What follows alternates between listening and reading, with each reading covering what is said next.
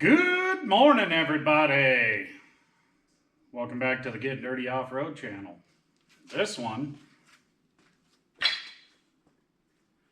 is a Toyota that I've already clamshelled. And by that I mean I spit everything out from underneath the front of it. Long story short here, this Toyota, it's a Solara 2006. It's got 330 something thousand miles, I do believe. I remember, if that's correct. I don't know, but anyways, it's been a good car. We've had it for quite some time, and we bought it from a couple that were moving out of town. I used to work with the guy, and I believe they said they were the second owner, but when they bought it, it had pretty low miles on it. It was one of those, somebody bought it and it really wasn't what they wanted, so they traded out for something else, and these folks picked it up. And well, as he was on the retirement headed out, didn't want to take this car with him, so I bought it. I don't know when that was. It's been probably 10 years, maybe 8, I don't know. Anyways, it's been a great car. We've all run it, me, the wife, both the kids.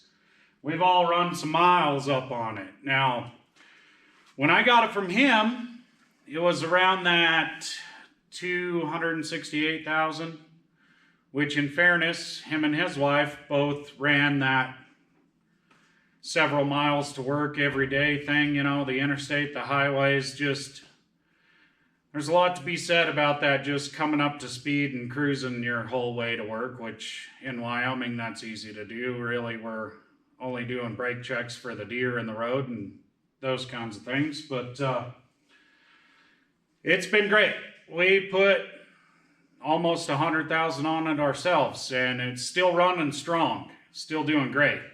Now, if I wrap up this quick backstory at some point in time, we'll get to the point here. But when we bought it, he had just put a new timing belt in it, which the engine's over here. I think you can see in the bottom corner maybe. And doing it himself in the car, he got the clocking on the cams and the crank just off a little bit, so the check engine light was on, and he kind of figured out what it was. So as I bought it, he helped me get everything clocked back, timing 0, you know, on the marks. I was holding the wrench on each cam. He was down through the fender well, all that mess. Now, Toyota on this particular setup says 100,000 miles, and they ain't joking. I believe his second timing belt, because it was the second time he did it, his wife was driving it, and it actually broke, and he said it was right there within 1,000 or 2,000 miles of that 100,000 mile mark. Now, lucky, you're allowed, I think, 6 degrees in this engine, and he was right there on the edge, so it didn't damage anything. Got a new belt on it, whatnot. We bought it, we got it straightened up, never had any issues. Now, the car's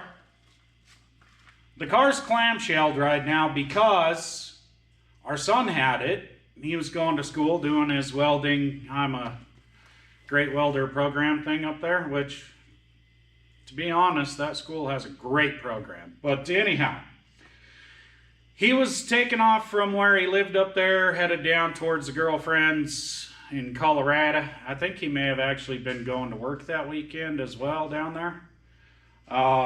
But it started blowing a bunch of white smoke out the back, and it was really messing with his mind. He couldn't figure out what was going on. He pulled over a couple of times, and he noticed maybe there was some fluid running out of it, and he tried to keep going, and then it stopped going.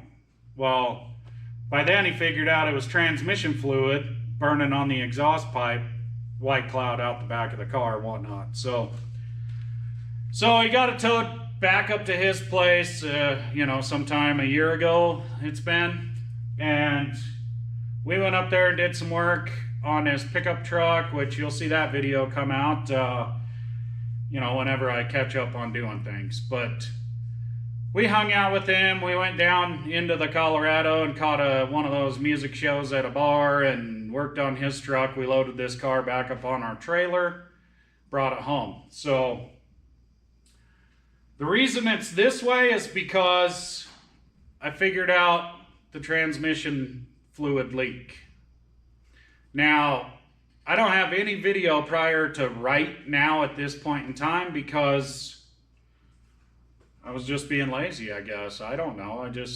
I started messing with it and I didn't record none of it. So I thought, let's get some video on the reassembly and we'll discuss the disassembly part, which was not fun. To the point, I brought this engine up out of the top. I didn't even have to take the hood off, but it was miserable. Would not recommend.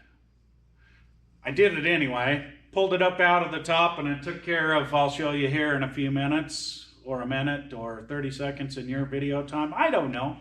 But I'll show you what was leaking and why I took it apart. But up out the top, miserable. So I thought on it, and I've had plenty of time to think on it, you know, because I'm not really in a hurry here. And I decided, let's go ahead and drop this subframe out. We'll roll it out here on the front edge of the lift, and we'll reassemble it that way. And as we do, we'll discuss the misery of the disassemble out the top. Now, I'm not sure how I'm going to get this sub back underneath the car, but it'll happen. We'll make it happen. We'll force it, whatever we got to do. Right now, I'm at the point where I did buy a new timing belt kit. I bought the full kit. So I've got the water pump, the pulleys, tensioner pulleys, the tensioner itself. And I figured let's do that over here on the floor before we stick it back on this subframe, just because it's so much easier over here. And while we're at it, getting it back into the car, you know, these spark plugs on the back of the engine, they're just, I don't know how you would change them with it in the car. I'm sure it could be done. I could probably figure out a way, but we're gonna do things like that. This timing belt, water pump, those plugs on the back. I had to pull the exhaust manifold off the back, and we'll discuss that as we put it back on, why. But we're going to do all of this here on the floor before we get it back onto the subframe and back underneath of the car. So I think that's enough of this backstory. The only reason I'm actually spending time on this at that 330,000 miles is because it's still a ripper. It still runs excellent. Still around that 30 miles per gallon. The kids love it. My son really wants me to get it done so he can steal it back. You know, that's how she goes, I guess. But that's why we're doing it. Right now, I need to get it off my lift because I've got other things to do. So let's get at it. Alrighty, back to the reason we're like this. This input seal to the transmission failed. Now at 330-some thousand miles, I can't even be mad at it, but that's why it was dumping all the fluid out.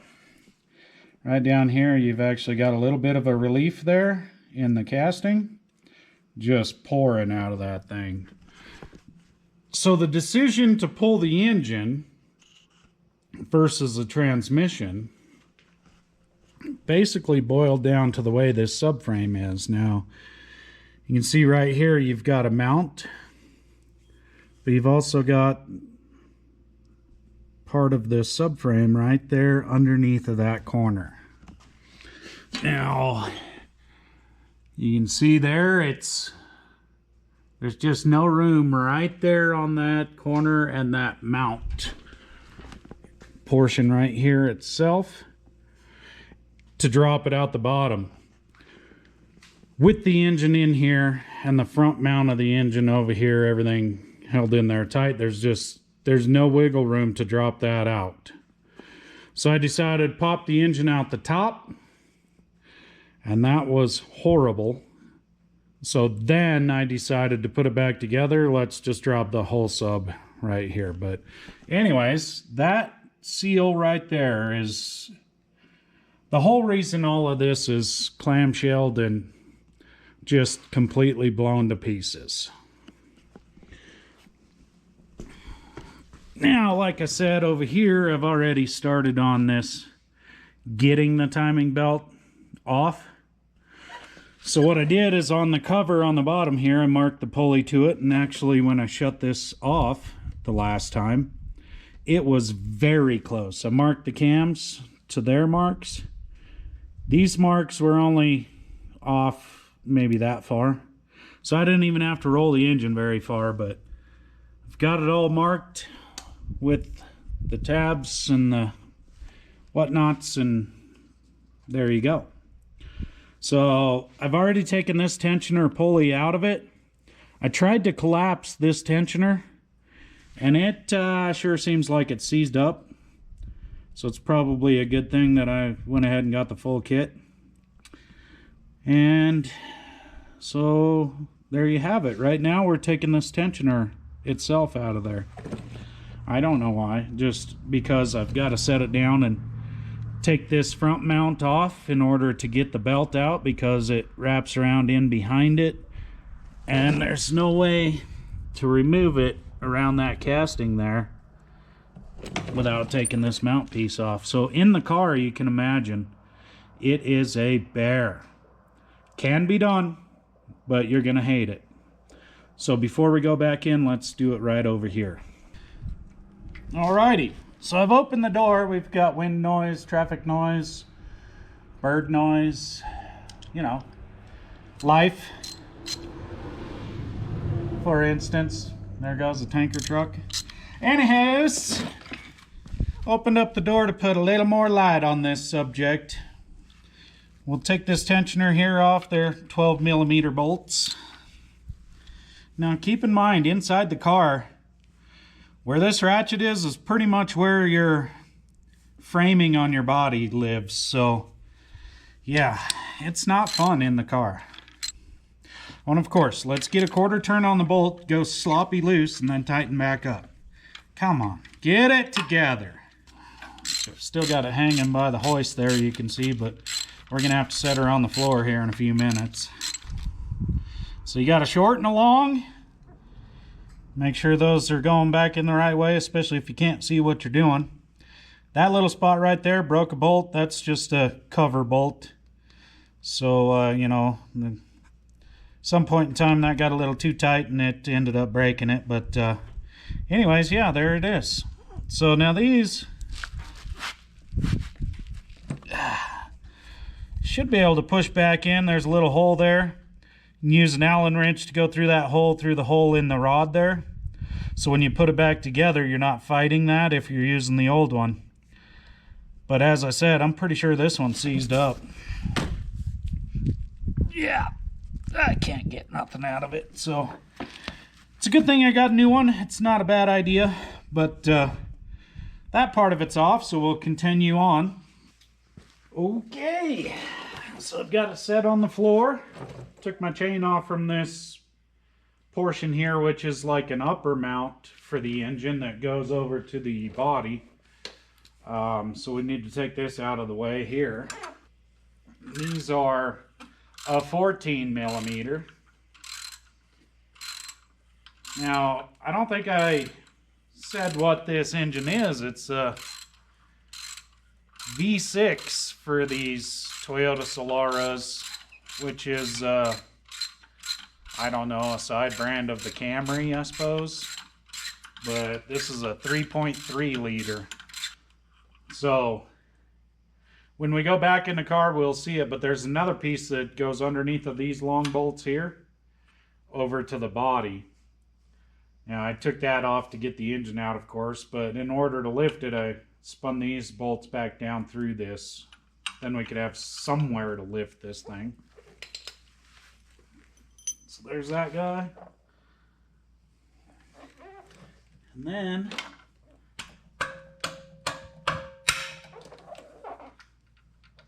that should come off of there. Okay, so there's a pin, like a dowel pin, that's up through the center of it there.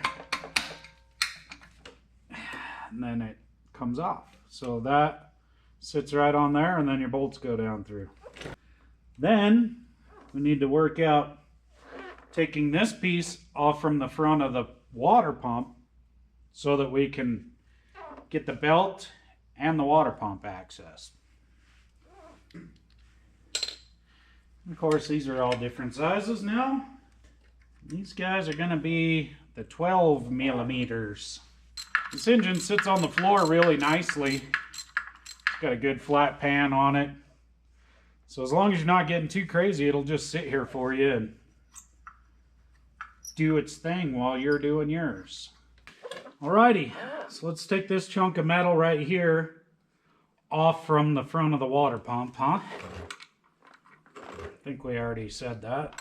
We were gonna do that. Okay. I already took the one bracket off that was here. Nut, bolt. Just got another nut and a bolt. Gonna need an extension there. That's about just a deep socket. Oh yeah, that'll do. Okay. So we got that.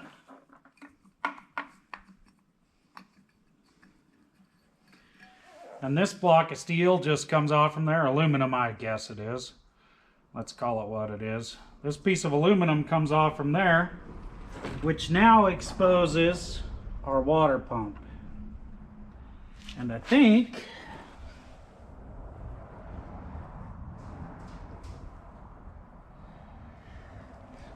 I can get it from behind this backing plate. If not, that gets more complicated because we have to pop the gears off the cams in order to get this plate off. Then we're in kind of a bigger mess there. So let's all hope that I can just get it from behind there. I'm not too hopeful though. But anyhow, now we could take our belt off because you know it rides inside of here, which means you can't get it off of there without taking this piece off. So now we can get our belt off, get that water pump out of there. See about getting a new one in there. Man, I really hope I don't have to take this plate off. I don't want to mess around with those gears. It's alright if we do, it's just more we have to do. Alrighty. So we'll start taking this water pump off, which I'm doing this because at one point in time, it seemed like it was dripping. Then, you know, we added some juice to it and it stopped. But we're here, it's out of the car, it's an even better time to do it. So, taking this off, I am still a little worried about this edge of this backing plate overlaying this pump, which will make it difficult to get out. I don't know, maybe there's a couple bolts, but the biggest problem is it's behind the gears like I mentioned. Maybe we'll just bend it enough to get it out of the way. I don't know. We'll see what happens. There's a combination of bolts, studs, nuts. You just got to work your way around this thing. So I went ahead and got my bigger ratchet, you know, because I used the 1/4 inch down there and my knuckle found the crank gear. But they're not all super tight, so don't get crazy with the bigger tools. But I'm going to keep going around this thing. We'll see what happens. Okay, last bolt right here. Let's see if we can get it out of there. Of course, the block's still full of antifreeze. And also, it is behind this backing plate. Dang it. I thought it was. So I wonder if maybe we could just pop these bolts out here and give it enough flex to pass by. I don't know. I'm not really counting on it. Well, probably not. So, do we take the cam gears off or just bend it a little bit? Maybe we take this bolt out here and see what happens. Alrighty. So I've taken the bolt out of this idler here. So that's out of the way. There's still not a lot of flex room, especially with these studs. It's got to slide pretty much straight off from there. So I think I might just give it a little curl because there's not a whole lot behind there. I think I might just curl it out enough to pull the pump. Then when I get done, I'll just use a tapper and straighten that back out. So, channel locks. Where's the channel locks? Let's see if I can wiggle these ones in there. And again, I'm just bending this because I don't want to take these camshaft pulleys off. They're probably not that big a deal to worry about. If my seals were leaking, yeah, by all means we'd do that, but they're not. So let's just be lazy and see if this will work out. You know, do more work to avoid doing work. That's kind of how she goes. All right, how many of you is yelling at me right now what to do? I mean, I wish you'd tell me. Okay, so we've pretty much got this portion here. The bad part is the way that this is formed. It's got this bend in it right over top of the stupid pump. Why do you do that? Alrighty, there you have it. She got kind of dirty in there, which I'm guessing is probably all this crud that was laying on top of this. Got down inside of there. Boy, I don't know what that is.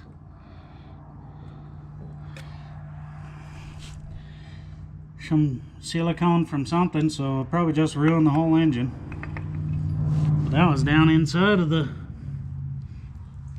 water runner. I don't know what its point was.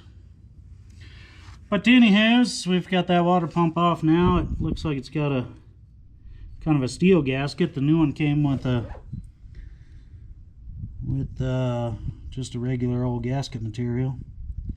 But I'm gonna get all that all cleaned up, all of that junk out of there.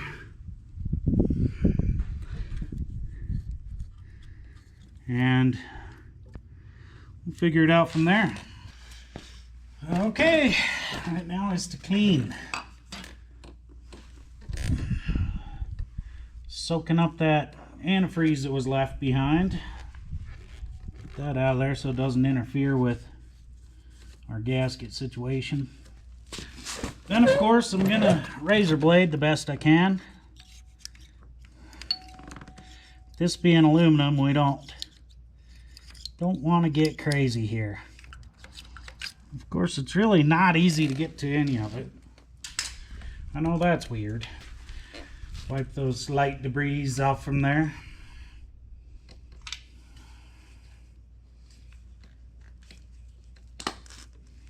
And I can't clean anything without my hand wash. Maybe try a little Scotch-Brite pad. And really, I'm just trying to lightly scuff everything so that it comes out smooth. Now it's not too bad because of that steel gasket. It's got the rubber inner to it, so it really doesn't leave anything behind. I kind of wish my new one would have came with one of those. I don't think I could cheat and reuse that, just because over time, you know, the rubber stuff swells. I'd hate to put it all back together and have a leak. Probably wouldn't have very many nice things to say about that. You know, and around these studs that are in here, as long as we get that inner portion where the gasket would meet up with the coolant, as long as we get that nice and smooth, we're probably good enough. It can get awkward, just gotta go until we're satisfied with the smoothness. Maybe something like that. I think maybe. Do something right on the rag and then wipe it. Okay. It's looking pretty good, I think. Yeah, I think I'm probably gonna call that good.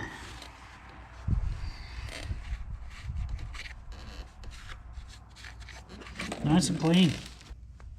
Alrighty, might as well go ahead and put our gasket glue on.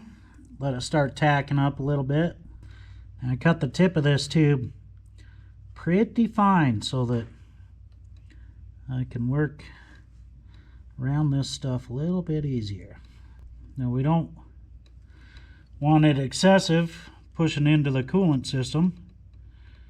Really just want enough to hold the gasket, but at the same time this, I don't know, Velcro style gasket, whatever, this fabric, I don't want it to leak either, so we are gonna triple it up and hope for the best. Okay. Like I said, we don't really want it gobbed on there. We just want it nice, thin, fairly even layer all the way around the edge that it may leak. And then we're going to go ahead and put the gasket in place on this side, primarily so that we don't fold it or tear it, you know, so we don't damage it while we're jamming this water pump around this backing plate. So we'll go ahead and kind of squish it into our glue there, and then just kind of make sure that it's centered up on the bolt holes that we need it to be. And then we're going to let it tack up just a little bit.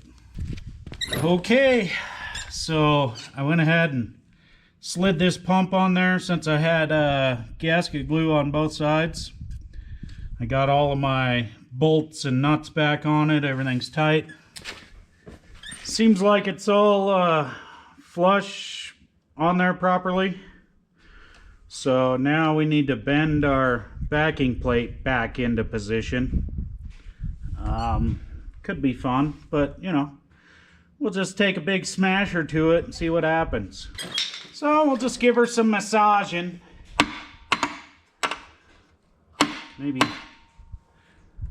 Maybe let's put the bolts back in at first, eh? Yeah. Then we can bring her down tight with the bolts and then beat on it. How about that? Oh yeah, that's pulling her right back where it should be.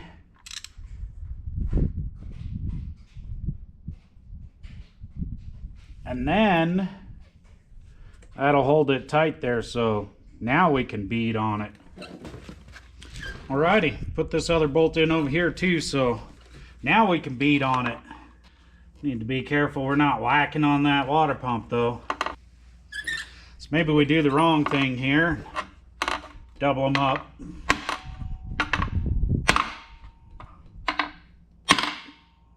As long as we're doing it the right way. The wrong thing the right way. Is that how it goes?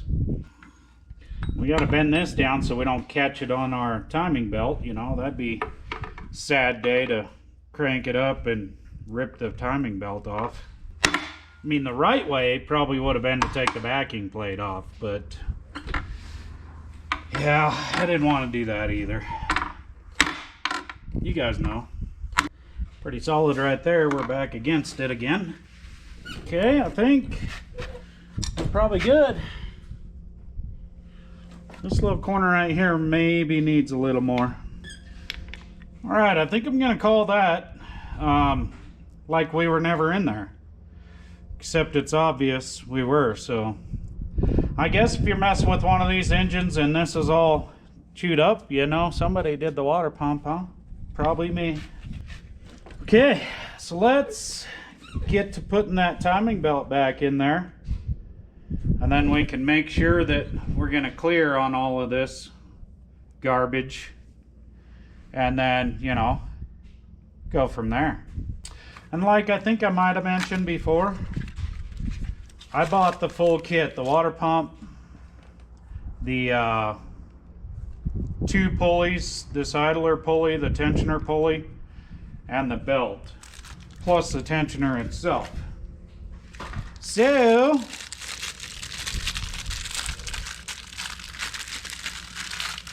basically just because I'm never gonna do this again.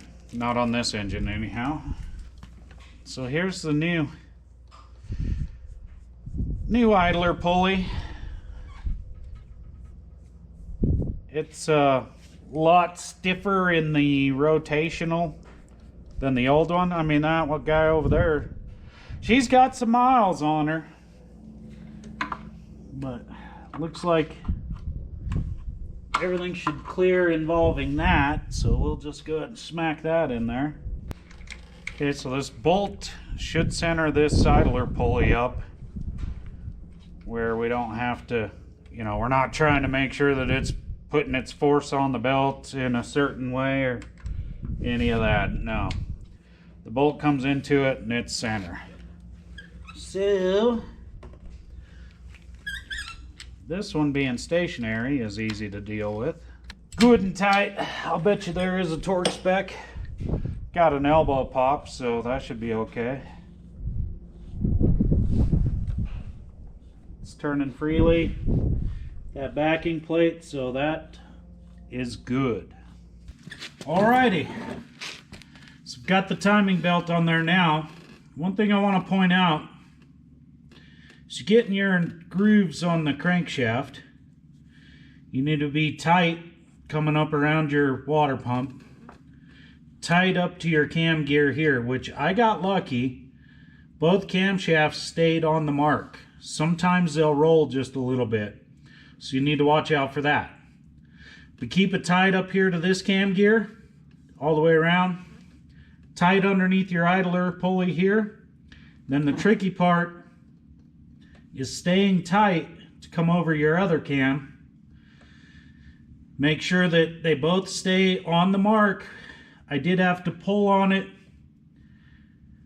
fairly aggressively. I don't know. I had to pull on it enough that I could get over into the next groove so that it is tight from this camshaft under this idler back up to this camshaft. Got it all in the grooves here. So now we're gonna put this tensioner pulley. Oh dang, I had to go and mess with it. So now I need to get it back in the right groove so that it's tight.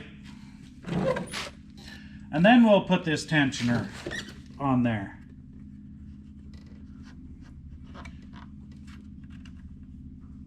There we go, not too bad to do.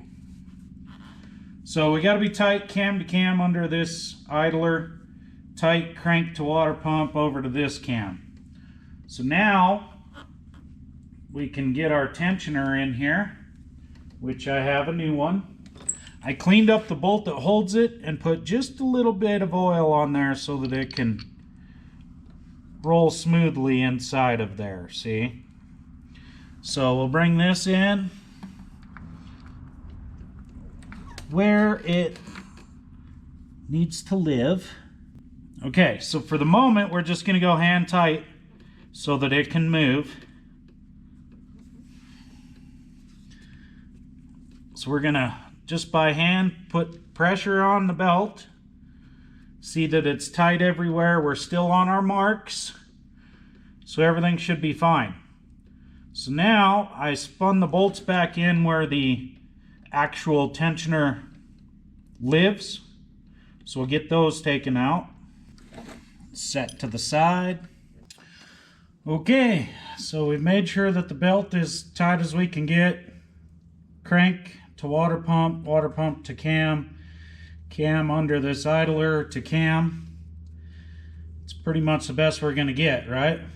So now I've got this idler pulley in there. Remember, we're keeping this bolt a little bit loose because we need to set our tensioner.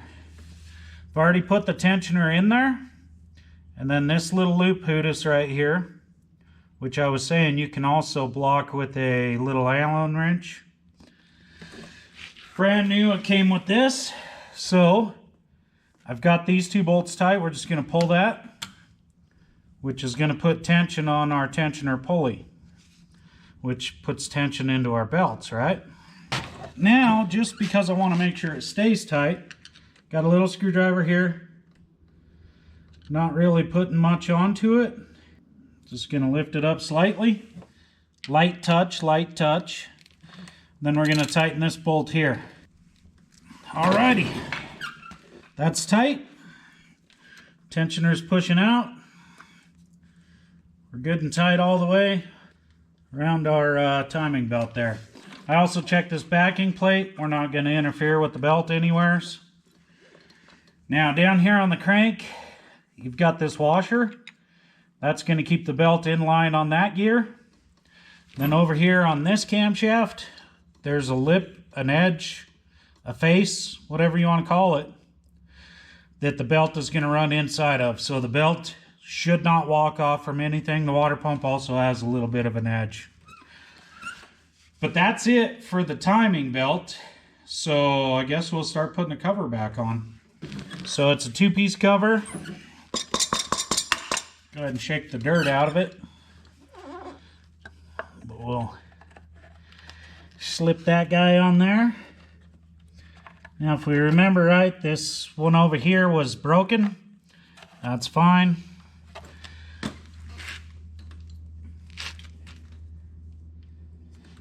We'll just start down here in this bottom and thread that bolt in there.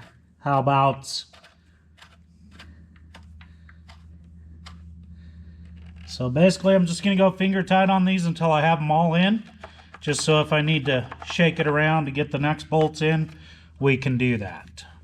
Okay, so I've just realized I made a mistake, which I'm glad I realized before I got all of the cover on and the bolts all tight and whatnots. We can't quite put this on yet.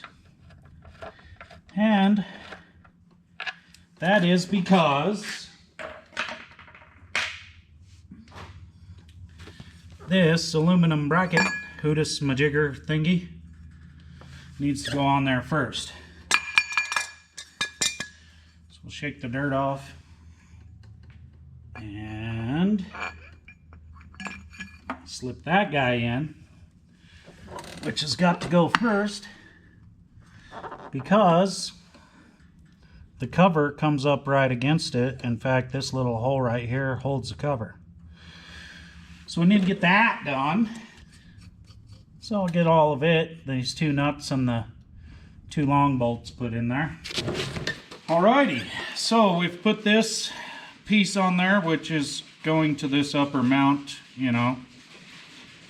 And then I also realized this top cover needs to go on before the bottom cover, because right here, the bottom one overlaps. Over here, the top one goes behind the bottom, but that's the bolt that broke. And I think we'll be okay because we've got these others that'll hold it in place, so nothing to worry about. So, I guess I'll just start spinning these little bolts back into it. Now this one, like I said, is shared with the bottom, so we have to wait till the bottom cover's on. So I'll just start randomly over here.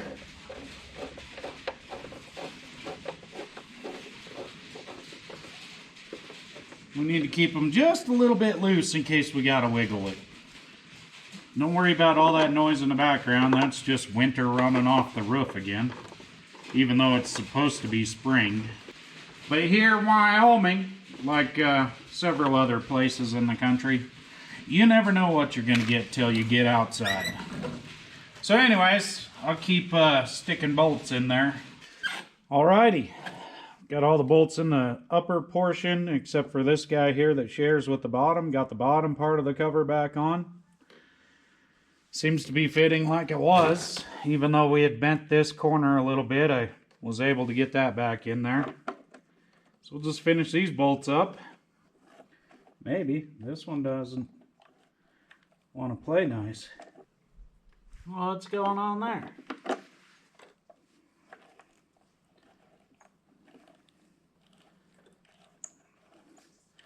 There we go. Just had to hit the hole straight, you know. One there. There is one underneath your timing marks. Inside of there is one that hides from you. And then the very bottom. Now all of these bolts have a bit of a shoulder on them, so just tight. We don't have to get gooden. Oh, what's going on there? Man, that one just broke. Man. You know, I think somebody hit these with the old air tools. Yeah. Mm-hmm. We've got this one over here. Hopefully we don't break this guy. So in this job, 2 of these bolts broke. Luckily they don't have to do a whole lot of work, so we should be fine. This one's holding it back so it won't interfere with the balancer. This one's keeping the two together to compensate for that one, so should be okay. But there's things, you know, there's things you got to be gentle with, and I know these were done with an air tool, so that's what happened. Okay. All of our covers back on, good enough. Nobody's ever gonna know, except you guys. You won't tell, will you? Anyways, I think all we really got left here is this balancer and this mount, so probably go ahead and stick this mount back on there and we'll go from there. At least then that way we can pick it up and pretend like we're gonna put it back on the subframe. Maybe we'll do some other stuff first. I don't know, but that's where we're at now. Okay, now we've got all this bracketry back up, and I started thinking we really didn't have to take this off, but we do, because there's one bolt right behind it. So anyways, just so you know, but that's all back up in there, so let's put this balancer back on there. Dampener, balancer, whatever you want to call this thing. So we got that in there, and then we're just going to take it easy on this bolt here to pull it back in. And as you can see, I've marked it too. We're still on 0 down there as well. So everything stayed on 0, which is great. So let's see what kind of horses this thing puts on it.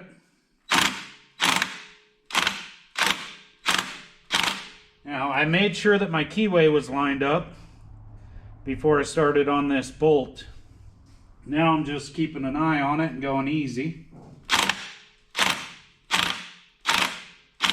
And it's pulling on there straight, which is good. Now, I don't know if this is the right way, so don't take what I do as the right way. But if you're going to do it with some sort of power adder, just go easy and keep an eye on it. And that guy's a 22 millimeter, in case I didn't say. Alright, she's bottomed out there. Let's give it the Dugga Ooga. What? How's that go? I don't know. Let's give it some of this. Torqued. Alrighty. So now we're pretty much back to where we started, other than this bracketry, which I did forget that nut. You know, this part of it needs to go behind that nut. So I guess we got to take that back off. You know, if you don't do it a couple of times, then something's going to be wrong, I have a feeling. So check this one off for being done twice. So anyways, that's where I'm at now. I'll finish up this bracket here that's part of, I think, the air conditioning unit. No, that's supposed to be down there. Maybe the alternator, probably. I don't know. I'll finish that up and we'll figure out where we're at next. Well, now that we've got all the front of that done, for now anyhow, until we get it back on the subframe, that is, I think maybe we'll move to the back of the engine. As it sits in the car anyhow, the back of the engine is this side. And I think before we go jacking her back up on the subframe, might as well change these back spark plugs. Well, we're going to do them all, but let's start back here anyways. So these are a 10 millimeter that holds the coil pack boot apparatus onto the valve cover.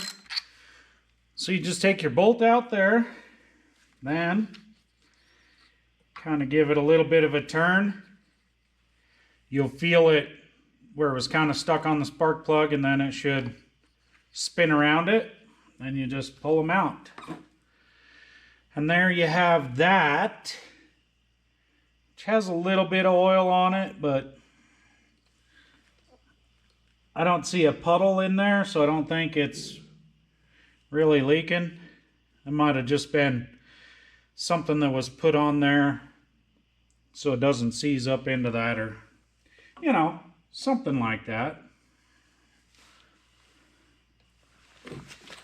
Now, let's find a plug socket. Okay, you're going to be the 5/8. Make sure that you've got the rubber piece inside of there so that you can pull these up out of it. Now, in the whole time I've had this car, they've never been done.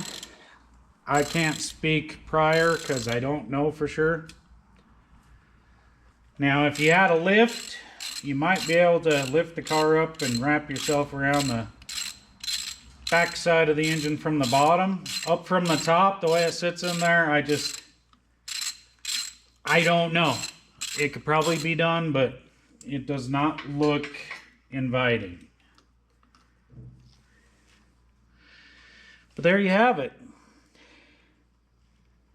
Looks like it was burning nice and clean.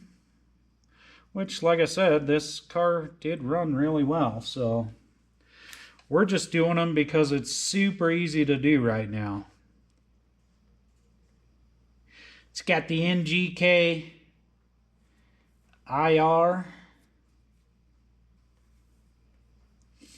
IFR 6T11, if that means anything to anybody. But anyways, we'll just keep on making our way around this. I gotta grab some plugs, so probably have to, well, you know what, the wife's in town, so better send a text. Smoke signals, hot air balloon, something I'll send that way. Alrighty, got some new plugs yesterday. I've already got this one put in there. We're going with those NGK G-Powers. I don't know, it's just what the friendly Napa store had. It had NGKs, so I figured let's put that back. So I've already got that one in. Now we'll just drop our little coil pack boot system back in here. Should line up fairly well on its own. You can feel it go onto the end of the plug there. Then you just drop the bolt back in it. I've also, as you noticed, got my chain back into my strap. So I've got a lifting strap that just wraps around the back side of the cylinder heads up, and then a chain up to that front mount, and that's how I've lifted it, and it has seemed to work. So that's just how I did it.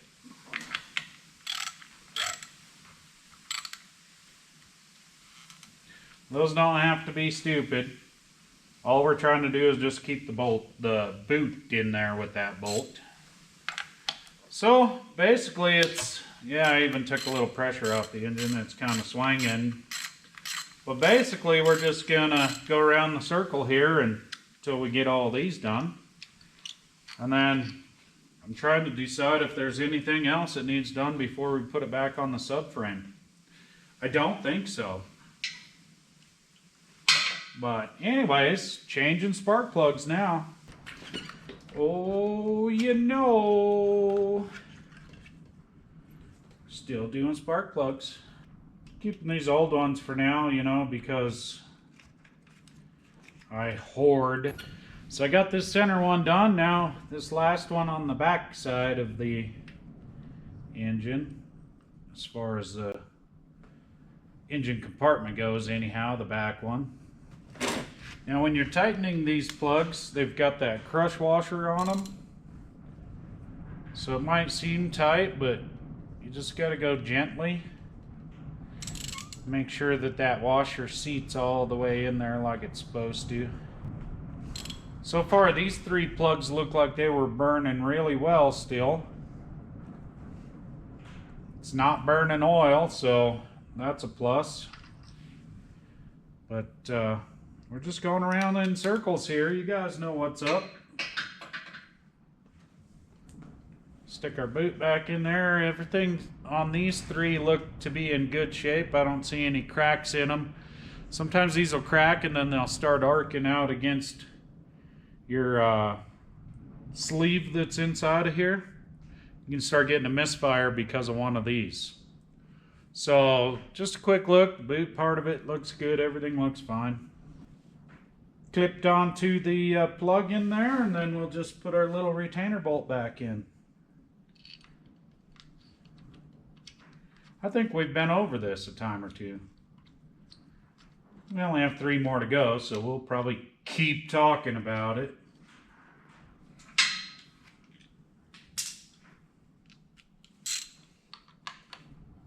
That's all that's going on here besides that Wyoming wind and winter, and well, it's supposed to be spring, but somebody forgot to relay that message. But anyhow, as this backside's finished, we'll go over to the front side. Alrighty, so I've got those spark plugs done. The other 2 coil boots were good, so I think just that one plug being loose, combustion was coming up around it. But anyways, that's all finished up. So let's get over here to why it's even out, okay? So I've already put a new seal in it. I'm gonna go ahead and give it just a little bit of lube here. Just a little bit, you know. And that is so when we slide that torque converter in there, we don't tear it. And speaking of the torque converter, I've kept it stored with this rag around it. That way nothing got inside. And so we'll just stick her in there. Maybe.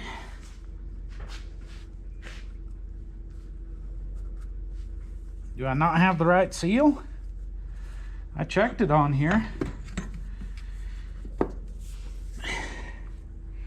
I checked it on there before I put it in. What's going on? Probably ruin it. Well, it sure does not feel like it's gonna go in there. Should be fairly simple, really. What's happening? Well, I don't know. It surely acts like it's not the right one, maybe. Which is a good possibility, because we just tried to match up what we could down at the friendly Napa store. But that, I don't think is the right one, honestly. So I may have to maybe get on the web and figure it out. Oh, there, it just went through it. But did we rip it? Because I don't want to do this again. Let's check. Yep.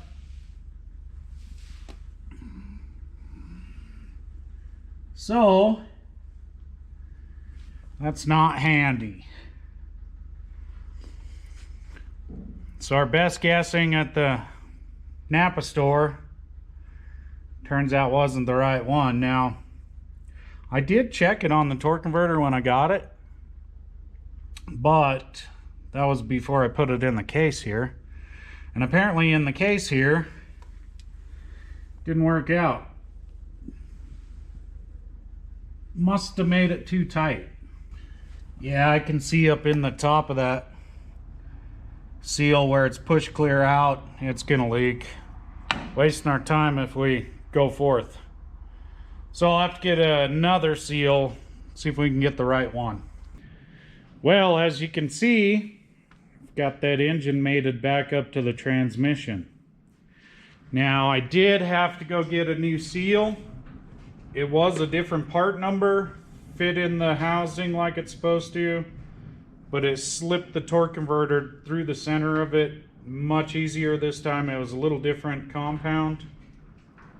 So as it went in there, you know, I had a little bit of oil on the shaft of the torque converter. It went in there pretty good, and I spun it in, and I thought, well, maybe I should pull it out and check to see if I tore it. And then I stopped myself and said, nope. She went in there nice and smooth, so we're just gonna chance it. So the torque converter's back in, got the engine in. if you look over here, I took the bolt out of this transmission mount. Probably should have done that one over there. The problem I was having was getting this engine and transmission lined up straight. Now, if you want my opinion and recommendation, if you're going to do this, especially just for a leaky old $11 transmission seal, once you drop your sub out, which is probably the easiest, out from underneath the car, go ahead and pop it off from there with the transmission on it.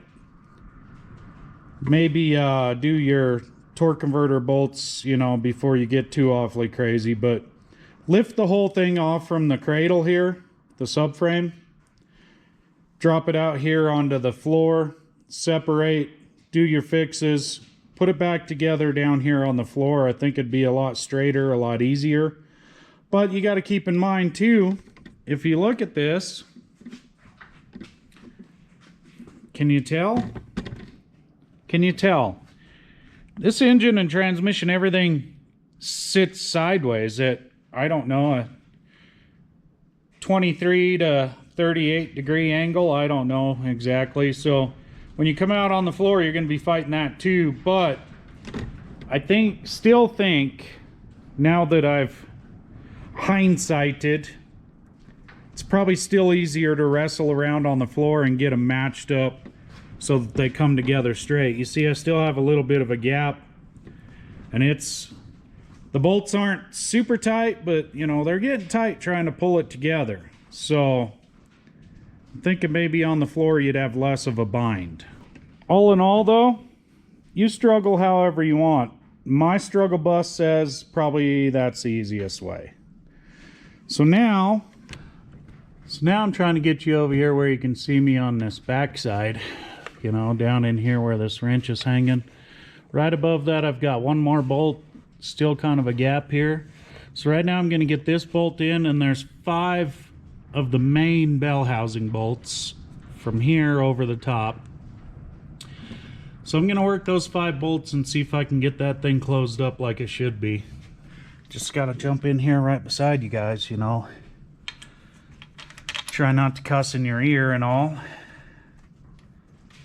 But this is the last big bell housing bolt. There's a couple on the bottom that kind of go with that dust cover access point to the torque converter, but these are the 5 that are going to hold us together, okay? So I'm just going to work on these ones and close the gap. Now, a couple you can get with a ratchet. There's a few you got to do with the wrench.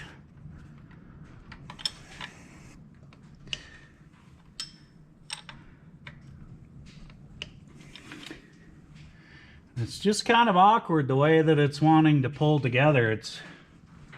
You just got to be cautious, I guess. Now, I don't know if this is illustrating enough, but this is the back cylinder head. You see the kind of angle that it's on, and the front one is up here, and it's pretty much level on that head. So it sits in here at quite a tilt, really. And you know, engineering and whatnots, that's just how they want them to run, but you just got to keep that in mind when you're wrestling around with it. Now the pins went into the transmission housing good, so I'm just going to grit my teeth and try to pull them together with these bolts. And I'm pretty sure that I had the torque converter in there as far as she'd go. It's just a weird angle trying to do it. What I've found is doing things like this, if you switch back and forth on your bolts, as long as the last one you were on feels like it's loosened up a little bit, you should be pulling on there okay. Now let me go around to the other side where you probably can't see me, and I'll work those 3 bolts a little bit. It almost seems like the front of this engine needs to go down, but my lifting point is back here on the back side, so I don't know. She's just stiff. Now this bottom one up here on the front side, you have to use a socket It's the only way you can get into it. It's kind of hidden in there. And then same thing right here on the top.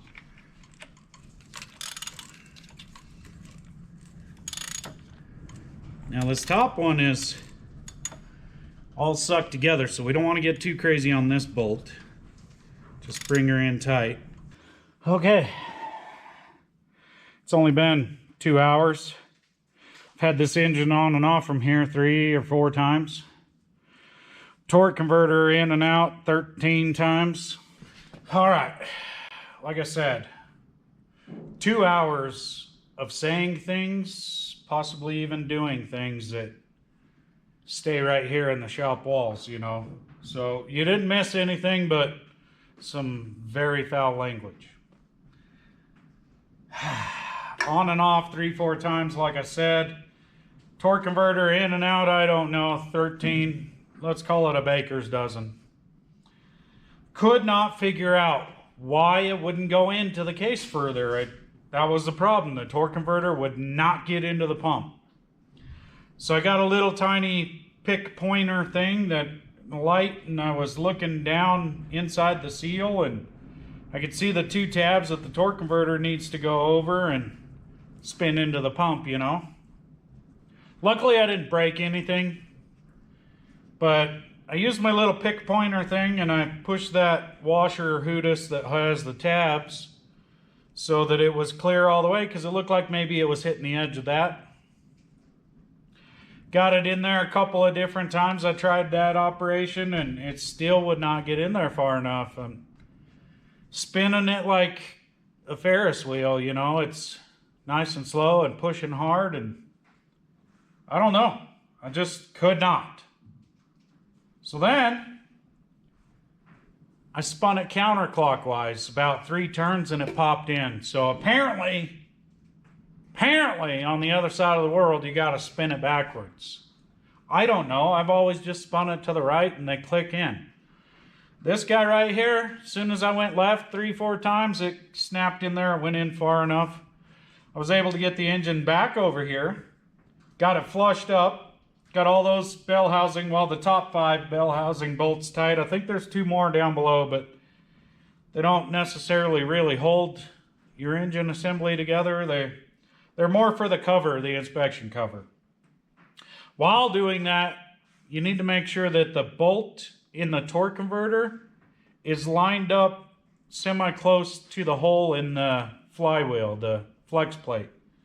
Because as you're rotating the engine, it's rotating the torque converter. There is no way to get a hold of it on this.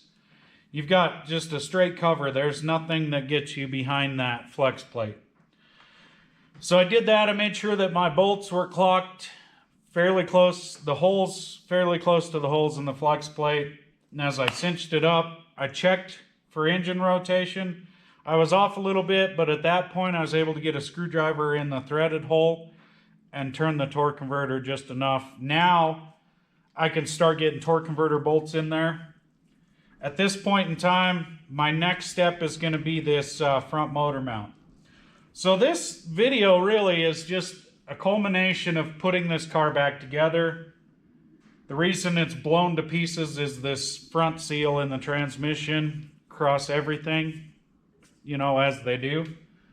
Cross your fingers. Hopefully that was the only issue. That's where the oil seemed like it was coming out of. So that's why she's blown apart. Got a new seal in there. Now the rest of this video, we're going to continue on this struggle bus. And I'll try to point out the difficulties I had taking the engine out the top to take it apart. It was a nightmare. And I can tell you right now, from doing it out here on the end of this lift, I don't think I'd ever get the engine back in that car into this transmission with this subframe still in it. I don't think there's any way. But now we've got this big old hunk of steel right here. It's a heavy duty. It's got 3 holes that go to the engine, a little bracket piece, I think, for the power steering pump. This portion here goes on to this motor mount. It's squared off on this side just like it is on the mount over there, so that's going to be going in over here. So what we're gonna have to probably do is readjust our lifting point just a little bit so that we can get this bolted back onto the engine. See if I can remember which bolts do what. Gonna get this guy on there next. And then, I don't know, figure something out from there. Probably the torque converter bolts, but anywho's, we're back together finally, 2 or 2.5 hours later. You know, if you're gonna struggle, struggle hard. Now that I mentioned the torque converter, I'm starting to worry myself that it's not in all the way. But I spun that thing a lot, trying to make sure that it was pushed in and gauged all the way. So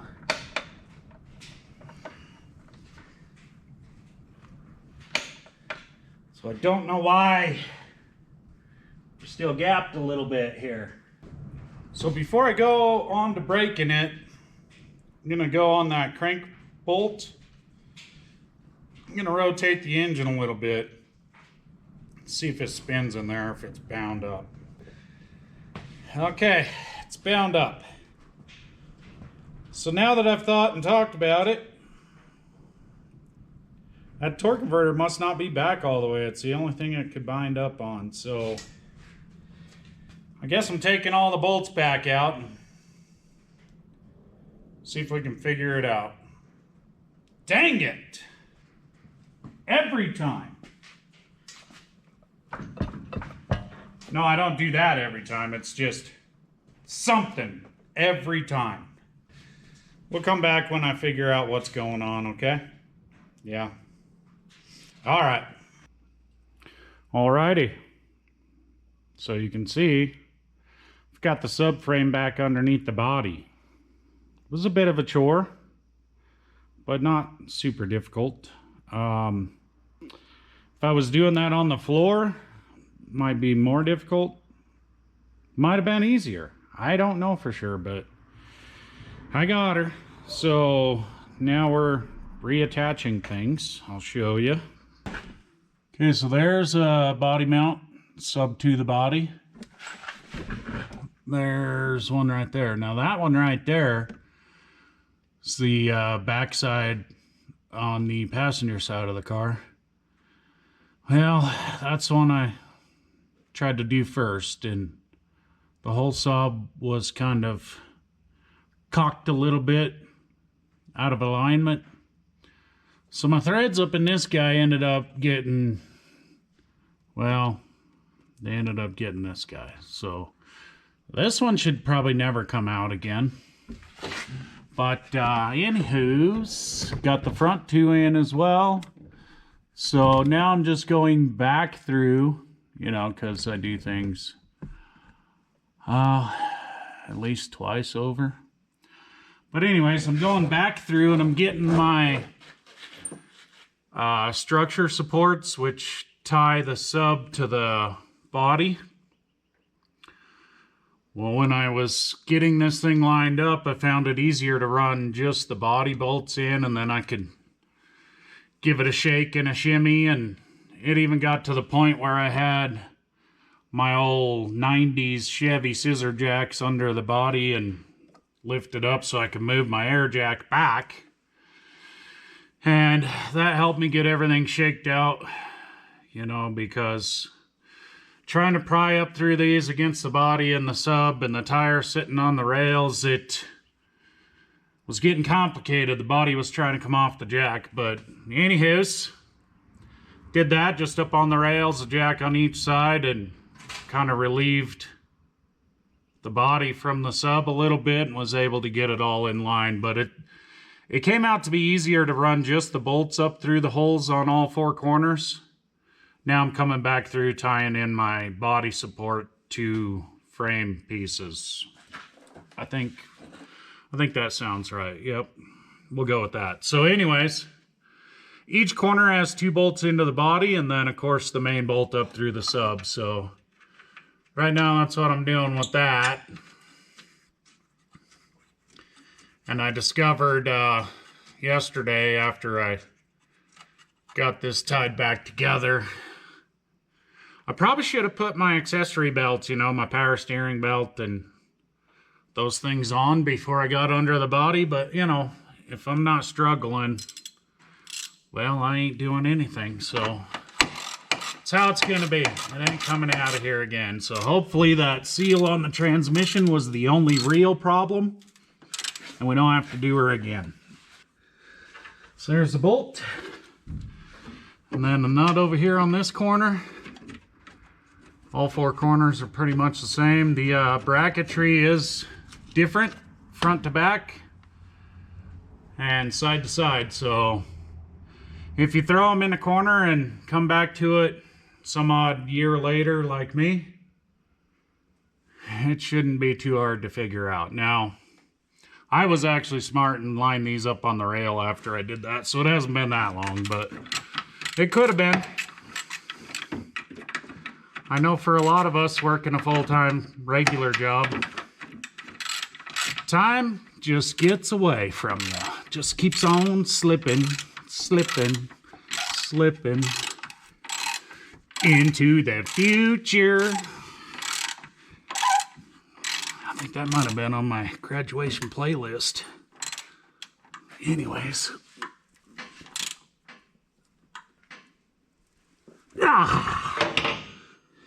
Go tell your grunt. That should be good.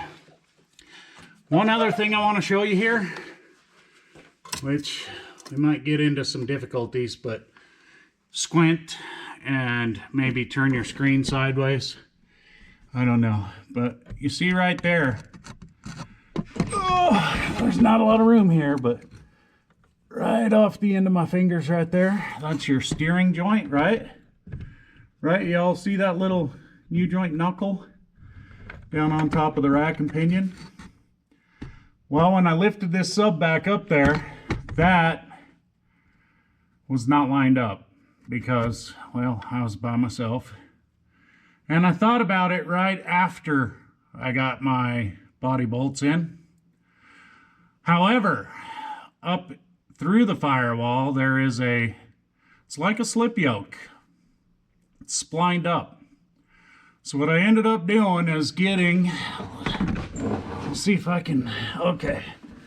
I ended up getting just a pry bar on the top side of this junction where it's flat right there. And medium-sized tapper. And I was able to tap it up that slip joint enough where I could get up over top of the splines on the rack and pinion there.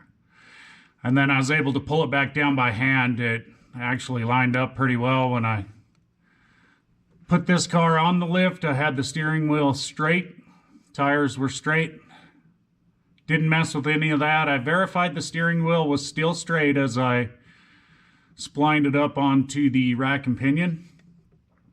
So it slipped right back on there where it should have been. The steering wheel is straight right now. Hopefully the tires end up that way as well. But just thought I should say, hey, don't forget about your steering link up there. Now, yes, it's still missing a bolt. That'll be a little bit later on today for me. I'll get that bolt in there.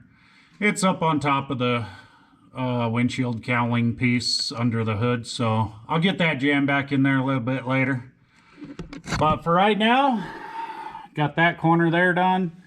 It's time to move up to these front corners, get both of those done. I don't know if there is alignment process as far as your tire wear and whatnots. I don't know if the alignment is affected by these body bolts, but I guess I'll find out. I just tried to get them centered up with the hole and the bolts went in and I called it a day. So that's where we're going with this, and then we'll get back to, you know, all the rest of the stuff that needs put back together. But I'm not going to bore you with all the details. After I get these mounts done, I'm going to get these torque converter bolts in and move on up from there. Well, I figured might as well get you over here and show you one of these. So you got this plate here.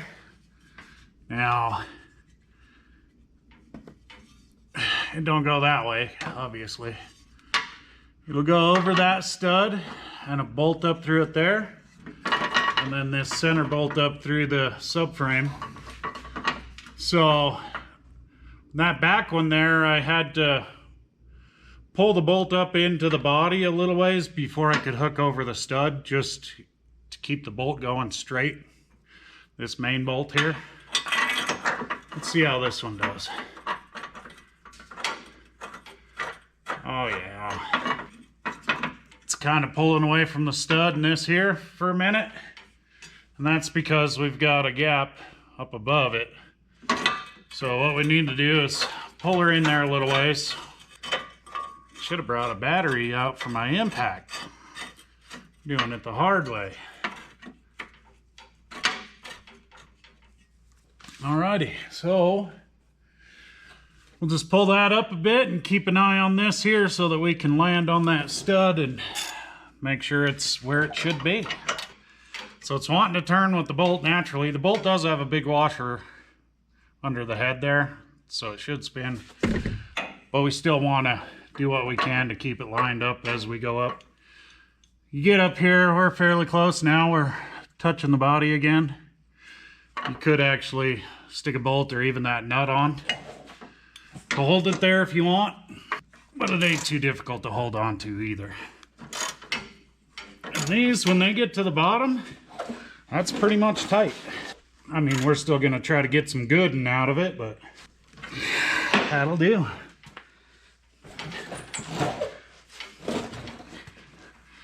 Now that lined up pretty good, but if you had to, you could just give her a little tap.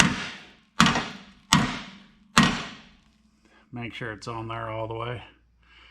But that's how they're going. Not too bad. Alrighty, we're back over onto this passenger side, the last one we need to do. And I just wanted to point out another trick that I try to do as much as I can. Screw my bolts and nuts back where they came from. Then when we're trying to track down how it happened a year ago, you know, well, the car's been in the shop for a year, I think. But this part of it hasn't been that long. But anyways, when you're trying to track all that down, put your parts where they're supposed to be and see if you left your bolts and nuts where they were. Then, ooh, that one's tight for some reason. But then you can just unthread them from where they are, put your part on, thread them back in. Just makes keeping track of things a little bit easier.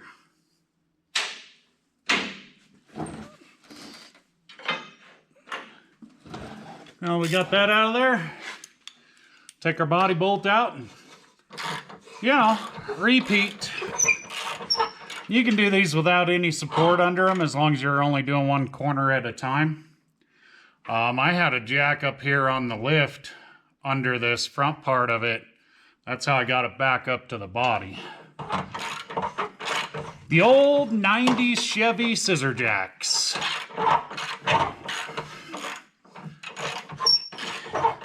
I think I only got 3 or 4 of those laying around. You know, if I'd stop talking so much, I'd just be done with this. You know how it goes. There we are. This is the worst looking bolt of all 4 corners, but it's still got a lot left in it. I mean, for what the car has left, that bolt should make it.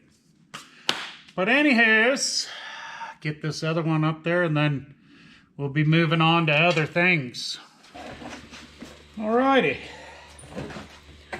So that noise back there is another project. Air compressor. Anyways, sounds like that's done. Stick this nut on right here and we'll call all these body mounts done.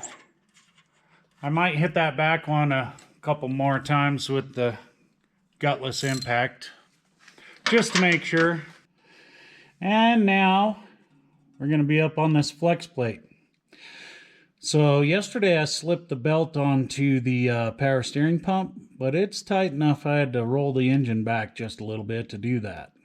So that means we can't hit a hole on the torque converter. I'm going to have to roll it a little bit and just going to have to guess because I can't get to the crank bolt from underneath of here. Got to go over the fender. And also, I can't really get onto it here. So you guys watch. Holler at me when this hole gets down here in the center, okay? You let me know. Did I mention? I can't see nothing. This thing is tight. Should probably show you in one of these next clips, I guess. Is that it?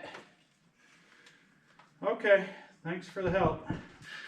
Well, I mean, you went just a skosh past, but I guess that'll work, all right? So now we'll start putting some torque converter bolts in. Right there. Okay. Alrighty. So I've got a couple in there now. Need to roll that engine over again. How's that looking? Oh, no, need a little more. Oh, almost too much, but that's good. Okay.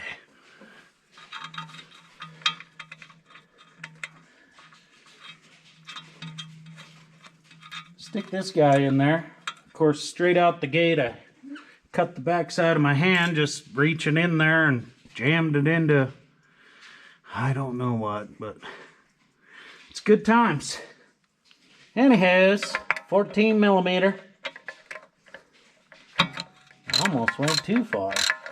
Okay, so what I'm doing is I'm bringing it in, the bolt in slowly, and that time I actually heard the torque converter move a little bit. Even though I've already got a couple in there, yeah, not exactly straight. So what I'm doing is each bolt I'm going down tight, and then I'm going to back her out just a little bit, which is going to allow that torque converter to be able to move as it needs to. You know, we got 6 of these bolts. You don't want to put the first one in and jam her down tight and no space in here, so... Oh, there's that cut on my hand. Isn't that cute? Yep. Anyways, no space for rolling the engine over for the next bolt, and then you get to the next one and the hole's not lined up, or the torque converter's cocked at a weird angle.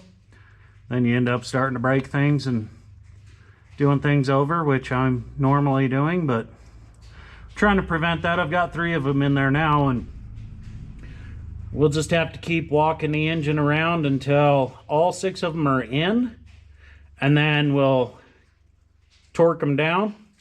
Maybe put a mark on there, but keep track of what we're doing so that all of them are tight and the torque converter comes out straight against that flex plate. I've got updates. I got all of the torque converter bolts torqued down. I colored them with a paint marker as I went, numbered them even. Made sure I got all 6 of them. Now, there's some confusion out there in the web whether or not it's 20 pounds or 60 pounds. Gee whiz, man. I don't know what that was, but it sounded all right. Anywho's, confusion between 20 pounds and 60 pounds on the torque. I ended up going 50. I tried 60 and got a little scared. I didn't want to go too light, but 50 seemed like that's where I should do it, you know. And let's be honest, a lot of times we don't even throw a torque wrench on them. We just get them good and tight. So that's done. Got this cover back in there.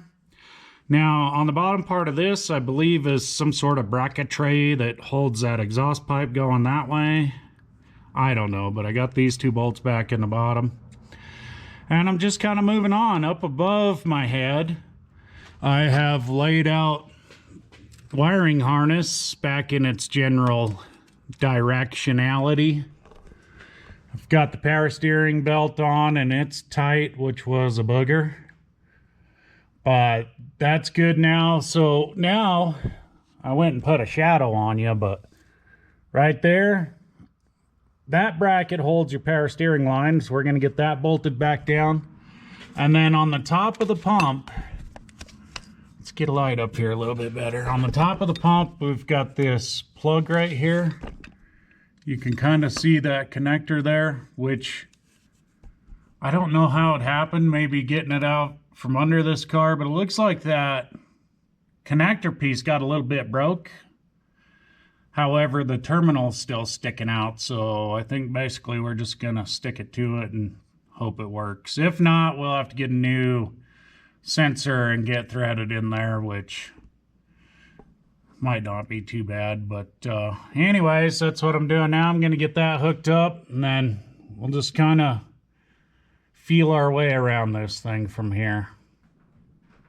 Okay, so now that the power steering system is managed and finished and full of fluid and whatnot, we're gonna go after this air conditioning compressor right there and the alternator so we can get the belt on that.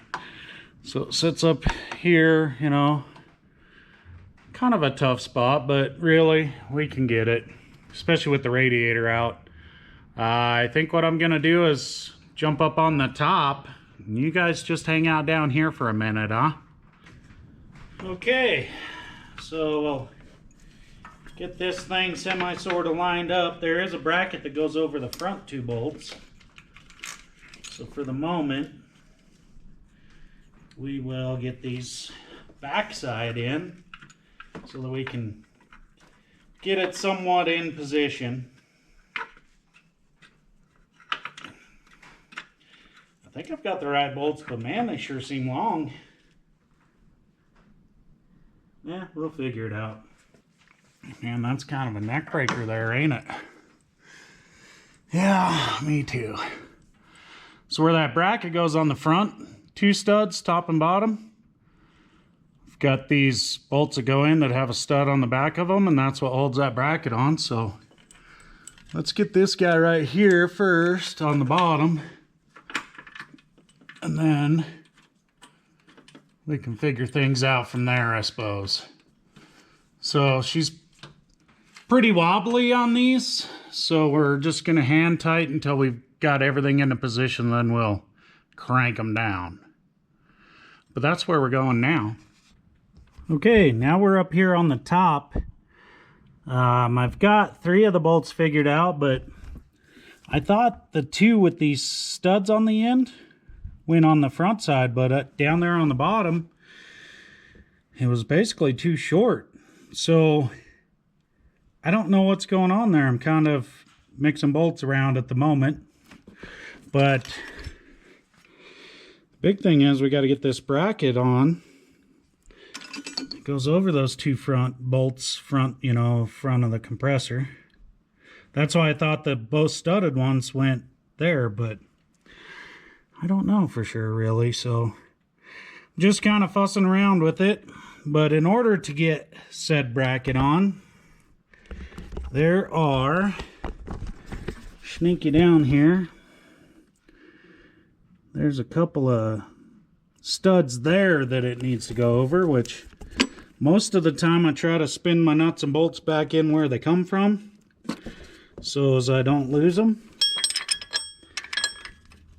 So basically we're just getting those off and out of the way so we can slip that bracket in there. Now that we've done that, let's sneak this bracket down here. See if we got the right spot even. It gets a lot tighter when it's in the car. So now that I'm looking at it, here, in order to get on the studs there on the front of the block, I can't go over that anyhow, so maybe I got both of those in the wrong spot. I don't know what I'm doing, I guess. However, the bottom one there has a bracket that drops down that I left with that bolt, so it's got to be the one that goes there. Maybe the long one goes in this hole. I guess I'm gonna have to figure it out. Okay, so I had that bracket sitting there, but it sits far enough away from that compressor that it does need that stud, at least in the top hole. So then I tried to figure out how to get it on those 2 studs, that stud over there. I don't know how I got it off, honestly. But to get it back on, I've taken this nut bolt right there that goes over the compressor body loose. So now maybe we can get it.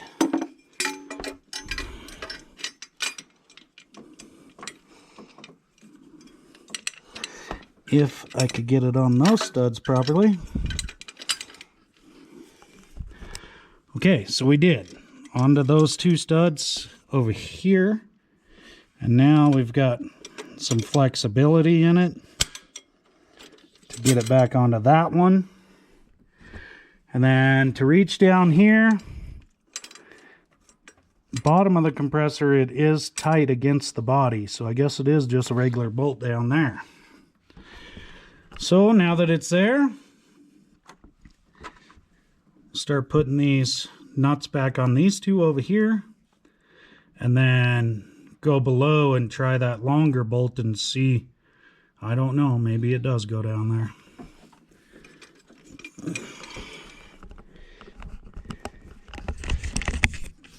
And like I said, it gets a little tight when it's actually in the car body, which I took it off from there with it in the car, but that's been a while.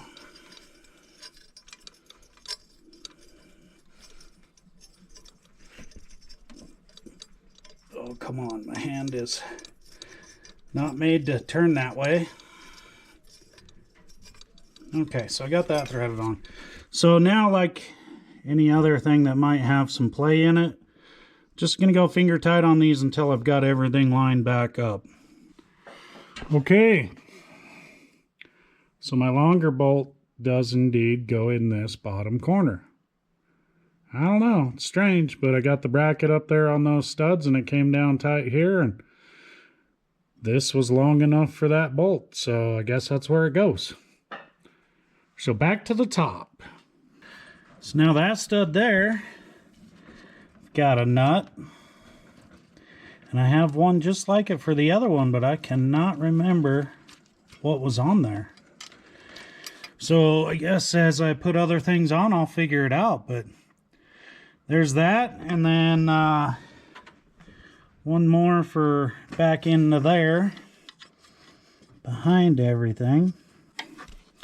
So now I'll get those two tightened up, that one right there tightened up, and then once I'm done with that, I can come back around to this bolt where it allows this bracketry to hinge and get it tightened up. But we're getting to where we can get that alternator sitting back in here. Okay, now we've got those nuts tight for that bracketry. Come down and we'll get this bolt here that allows it to pivot. Tighten that guy back up. Okay, that one's done.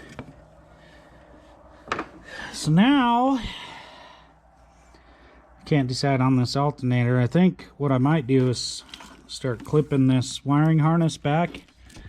See, we got a tab there and a clip. And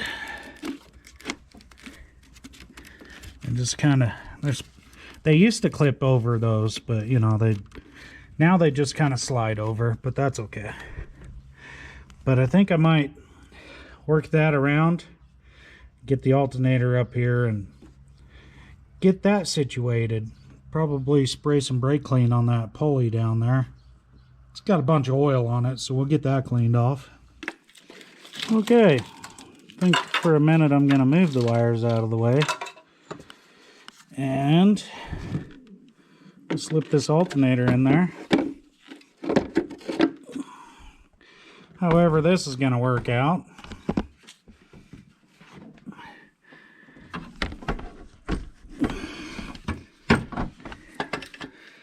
Yeah, something like this, one-handed. Perfect.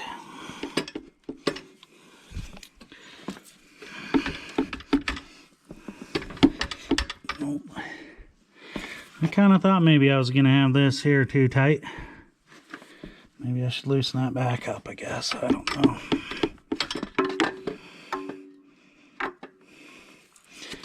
Nope, we didn't have to. We just had to work smarter. Okay. So, let me find the bolt for the top of that, which I just had and forgot to bring with me. But anyways, that is set in there now. Okay, it wasn't that far away. Don't be getting lazy on me. Come on now. I know I'm pushing you around though. Just get in there. Oh, you guys wanted to get closer now. Okay.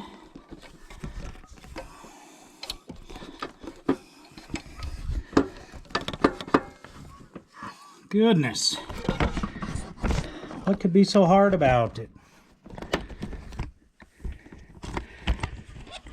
Yeah, you guys are going to have to move a little bit. There you go. Just kind of lay on your sides there.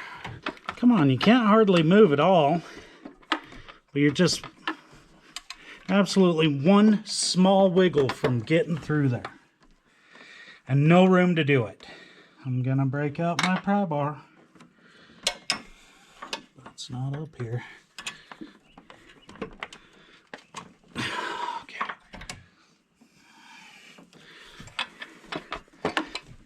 This is ridiculous. Fine. You're asking for it now.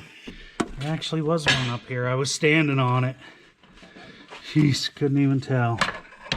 Watch out for that power steering line, though. Oh my goodness. What is the deal? Jeez. About to lose my mind. Y'all gonna make me lose my mind. That bracket should be what it should be, but maybe it's not. Because I do have a nut down there that might be holding it up. Ouch! I've already hit that spot before. Jeez. Yeah, that's why I usually don't tighten up brackets and such. But I thought this one would be kind of set the way it should be, but it's not gonna be. So, guess I'm gonna have to loosen some stuff. Which does not tickle me too fancy. And here I thought I'd just hop over here and do this real quick. Yeah, right. I got one more that's gonna be a pain to get to. Can we do it with that guy? Oh no, it's too long. How weird. You know, they really could have given a guy just one more inch here. Dang it. Well, let's try again with this other one now. Shoot, is that the right size even? Should be. Yeah, my issue is it's only a 1/4 inch ratchet. Because that's all I can get to fit in there. Oh, come on. What is going on? Oh, yeah, I put this on outside of the car, so it's really tight. Holy crap. Okay, now I need an equalizer. Up and down, up and down. Okay, let's see if we can break this little tiny ratchet. Nope, we just broke the knot loose. Okay, now maybe we can get this bracketry to work with this bolty. Oh yeah, so much better. Isn't that weird? Isn't it just weird how that works? Instead of cutting my finger, I could have just done that to begin with. Pretty easy. Well, that's too long. Good thing I got a wrench here, I guess.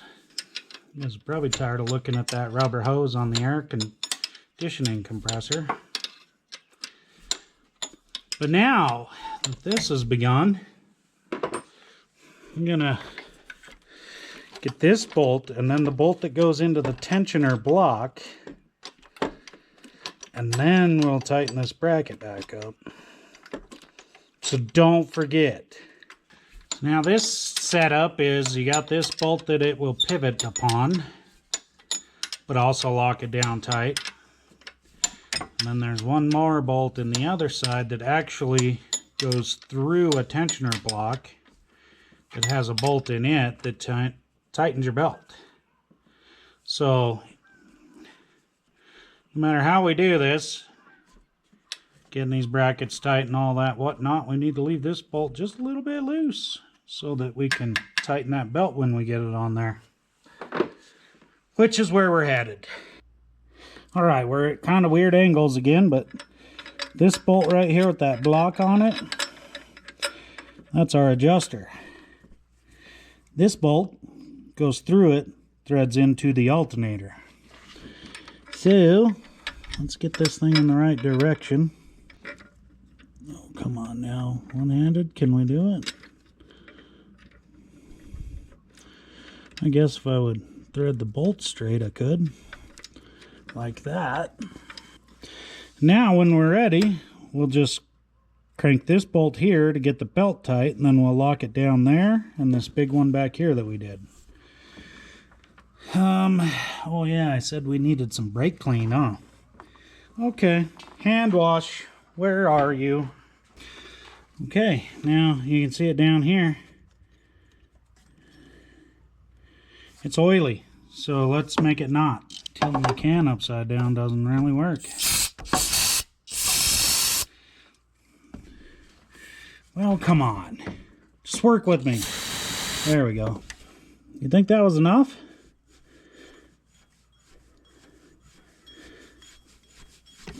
Yeah, I think it's going to have to be. Good enough.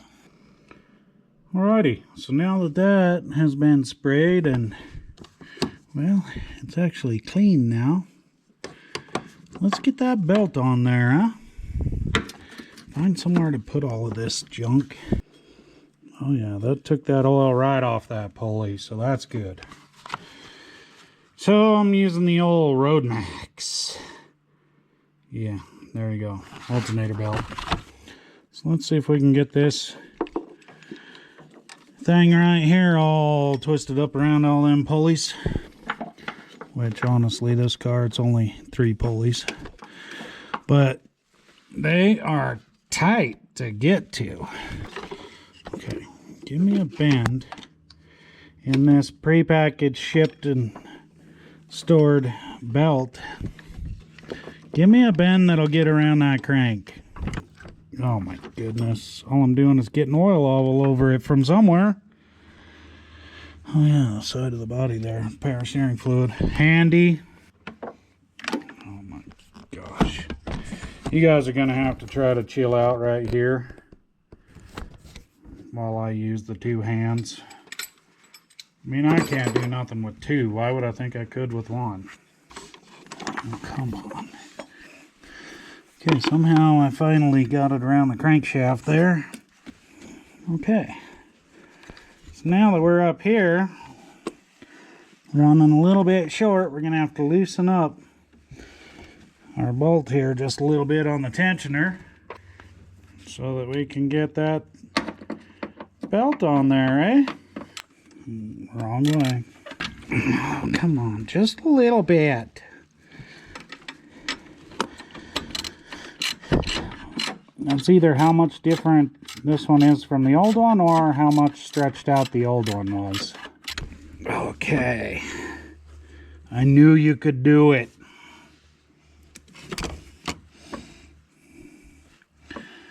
Alrighty.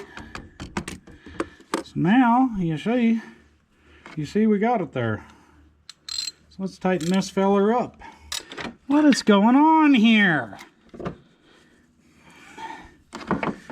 Feels like that tensioner bolt might be not doing its job. As in stripped in that one spot or something. I don't even know. It's just kind of flopping around in there. Come on. Well, maybe it's doing something. I don't know, it kind of looks bent though. I guess that shouldn't surprise me too much. Yeah, I guess it is working though. Yeah, I think that bolt is bent is what it is. Okay. Does that seem okay? Yeah, it's not too bad really. Alrighty. Seems pretty tight. It's all in the right track. I think we'll lock her down. So we'll get this one on the front that goes through the tensioner. We'll get this guy right here tight. Okay. So that locks down the tensioner, and then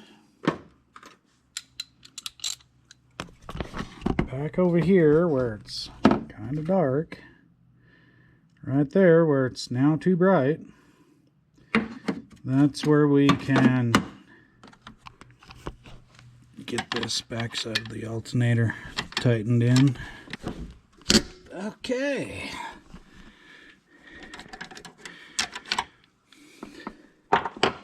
So now that that is locked down, we can, you know, retighten our bracket, because now it's where it should be.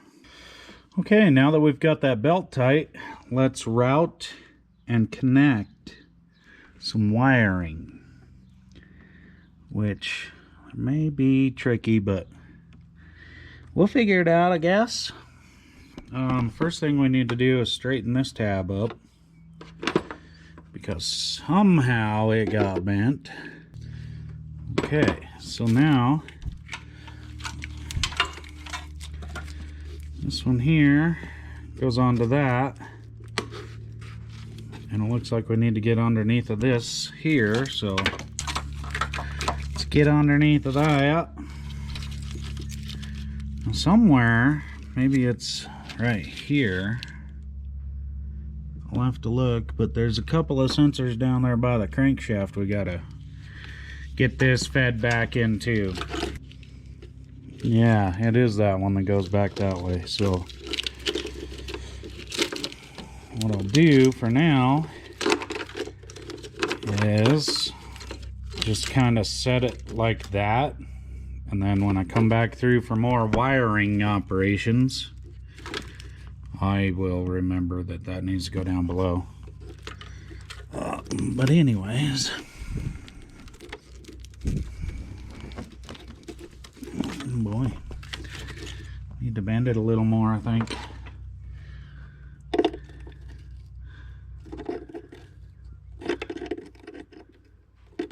And that little tab right there has made me bleed at least 3 times. So let's get this on there so that stops.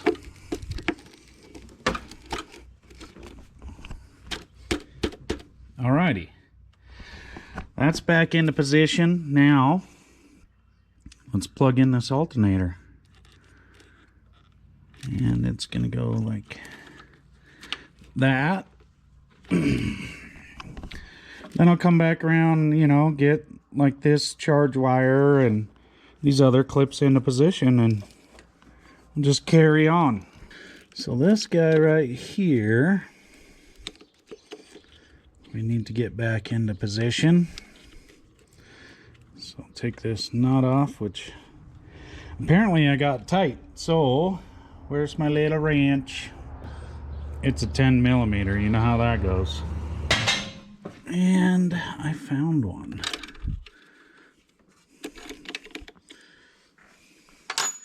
I guess I didn't want to lose that nut, huh? Don't drop it. And then this, it's got 2 ears on there, that 4-hole option, but we're just going to lay it in there like it seems to be laying naturally and stick the nut back on it. Okay, got this portion of that wiring loom laid out.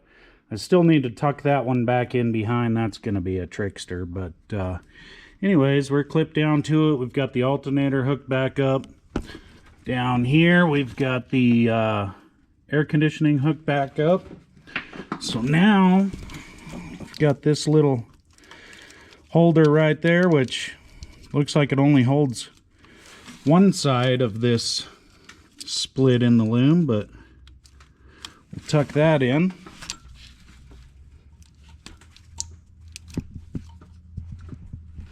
Looks like that, I guess. And then these guys, a lot of this car has these oblong clips and little spots in the bracketry. So we'll just push them back in there where they belong, and that's just how it's going. And pretty well got the harness laid back out where it should be. I just need to go back through and clip together some connectors, some of the points like that where they're held down, and then we'll get these other things connected. Okay, so I just remembered, now that we've got the belt tight and all of that going on, I must have realized that bolt was bent and funky, because I had bought one of these in one of my orders, which is the tensioner bolt with the block and the bolt that goes into the alternator. So hey, might as well change them, huh? Okay, so what I'm gonna do is leave that back bolt locked down, and I'm just gonna change this out right here, which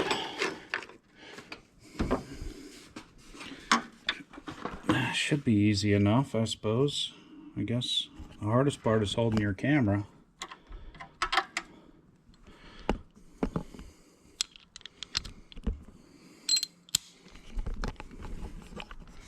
So we'll start out with just loosen that. It's loose, and then we will take the bolt out of the front of it there.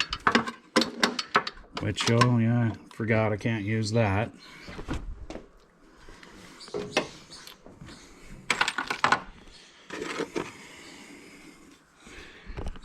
So we'll get a wrench down here again, I guess, a wrench.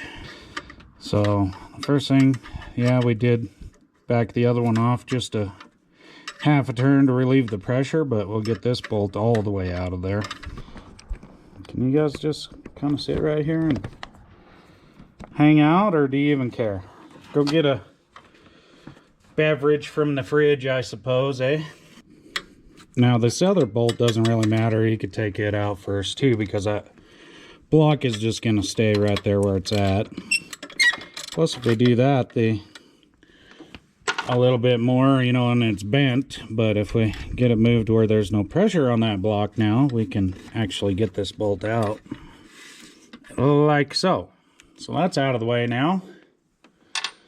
And maybe if you're having issues with this longer bolt, you would leave that one in the front to hold your block while you get this longer one twisted out, see? I guess it just depends on the situations. I'll just hold that with my fingers and twist the bolt out of there. It is a little bit easier right now without the radiator and fans and such. So that's why I decided to go ahead and do it, even though we already had it in there and tight, but there is that. So I'll finish that little project up, I suppose. Alrighty, so I've got this long one just setting in there. Here's the block for it. So I'm going to slip this back out here for a second. And we're going to choose, see how that's kind of dimpled in right there versus back here. We'll make that the side that our long bolt goes in. But to start with, let's thread this bolt here into the alternator, or vice versa. Let's do it vice versa. How about that?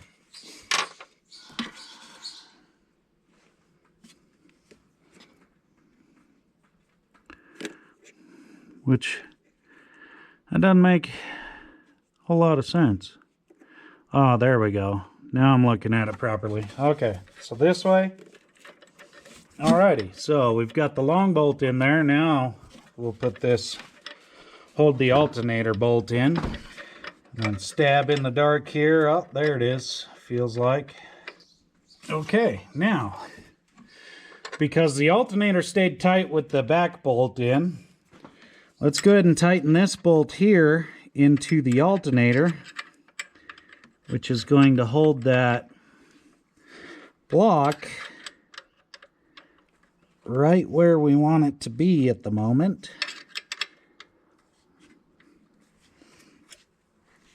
And the tensioner thingy-majigger apparatus. Okay, so that's tight. Now we'll run this bolt down. Maybe. Thought it'd be smoother than that. Oh, maybe just a rough spot on that bolt for manufacturing whatnots, but we'll get that running there. Okay, we don't want to bend this bolt to match the old bolt, so we'll just bring it right down against the bracket there. Feel it getting tight. And that's it right there. We're done. So now that's in there, I guess I'll keep chasing some wiring or something else. I don't know. Alright, I know it's a pain to see. It's really tight in here, but I've got these 3 tabs here that will clip into the bracketry. But I've got to slip this behind this reinforcement bracket that goes down to the alternator and the top of the motor mount main chunk a piece there. We got to get down for our crank position, and I don't know what the other sensor is, but we've got to get it down there. Somehow I did this,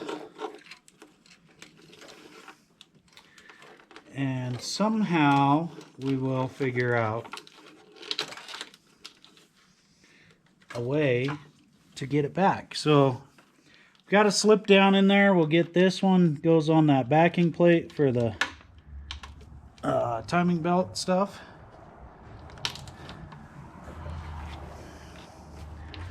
So we've got that guy in there. Seems like best as it can. And then we've got one that, oh boy, it's even more tricky. Got about that much room to slip down between there still. So what a treat. What a treat. You know, and really I would have undone the bulkhead over here on the firewall and did all this over there, but you can't. You just can't do that. Too easy that way.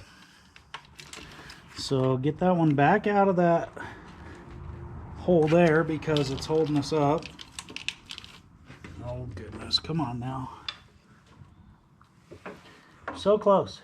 Okay, there we go. So pull all the way back up here and refiddle. And I'm starting to think I must have maybe done it with the alternator out of there. Is there a way to do it with it in there, or am I going to redo all of that? Or am I just going to bypass where it should be to make it where it needs to be? Oh, that plug made it. Here's another one. You're so close. You're just so close. Come on now. You can do it. Not in that direction, I can't. So that must have been what happened is I pulled it out of there after the alternator was out. Dang it. Come on, you can make that little corner. Can't you?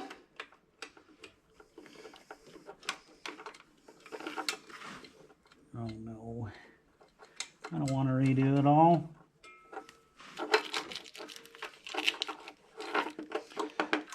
Must be the way that it's turned.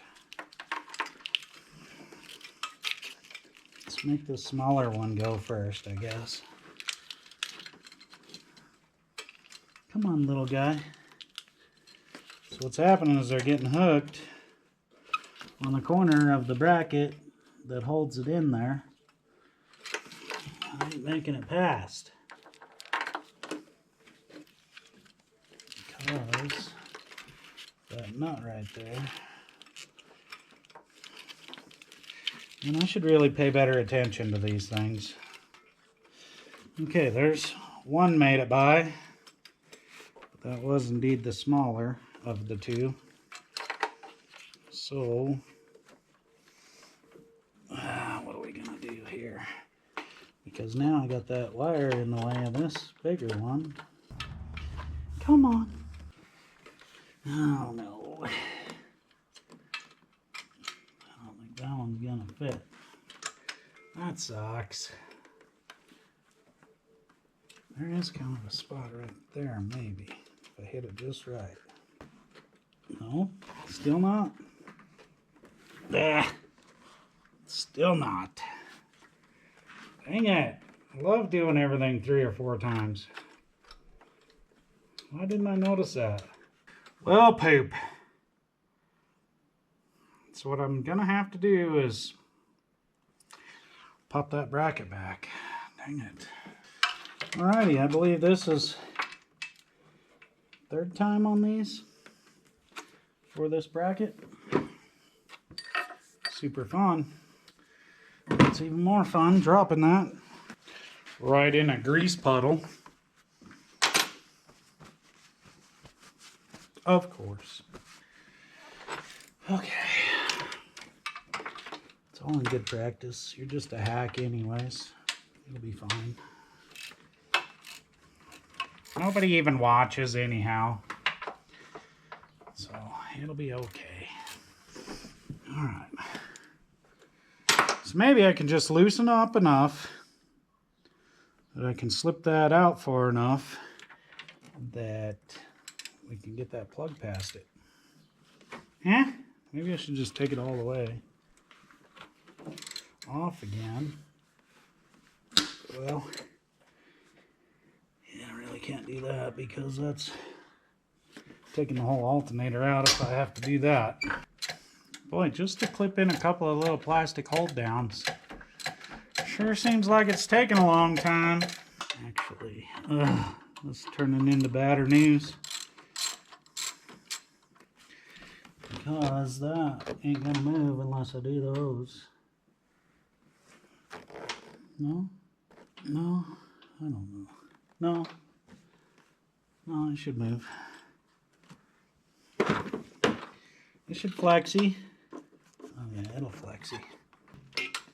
There. That was enough. Okay.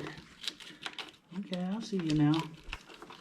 Boy, getting a hand to go in there in the right direction, it's out of this world. There, get it on the right side of that stud. Huh, stud? Now my little plastic clipper's holding us up because it's getting wedged. Well, I'll tell you what. That could get more difficult, but I really hope it doesn't. Anyhow, now it's back down in the direction it's supposed to be. So now, once again, let's clip this little plastic holder in. Right there. And then I've got 2 back behind this that are gonna be choicey for hooking.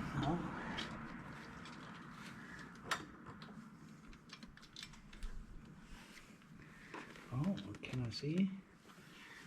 Can you just show me? Okay.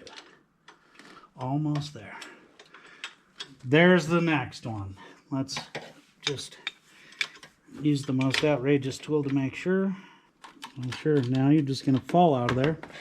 When I didn't want you, or when I wanted you to, you wouldn't. These tabs have, well, they've been worn out.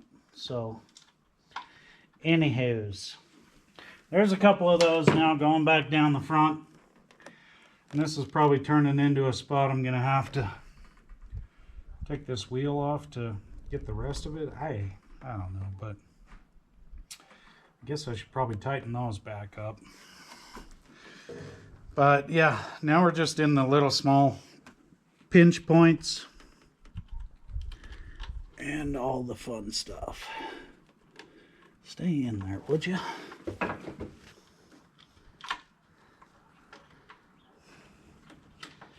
Oh, for Pete's sake.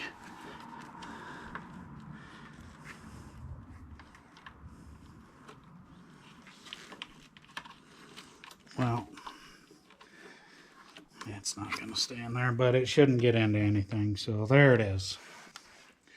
Alrighty, I'm still chasing these wires down the front of this thing. It's Doesn't seem like that long for you, but I've been doing other things, so get this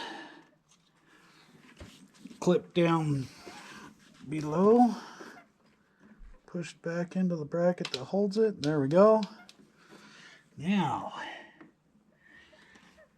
can I even see? Yeah, just barely. Just barely I can see where these plugs go. Can I plug them in? It's gonna be a trick. Okay, so there's where one is. Where is number 2 at? Okay. Oh boy, this is fun. Should have done this before I had the belt on. You know, that's how you learn these things, I guess. Okay. Which way does the funny shape belong? Well, that's probably the wrong one. Oh, there's the tab. Goes back. Oh, that's nice. So if anything, I'm helping you guys learn what not to do, or what to do before you do other things, you know what I'm saying? Together, we will figure this out. Okay, so there's that.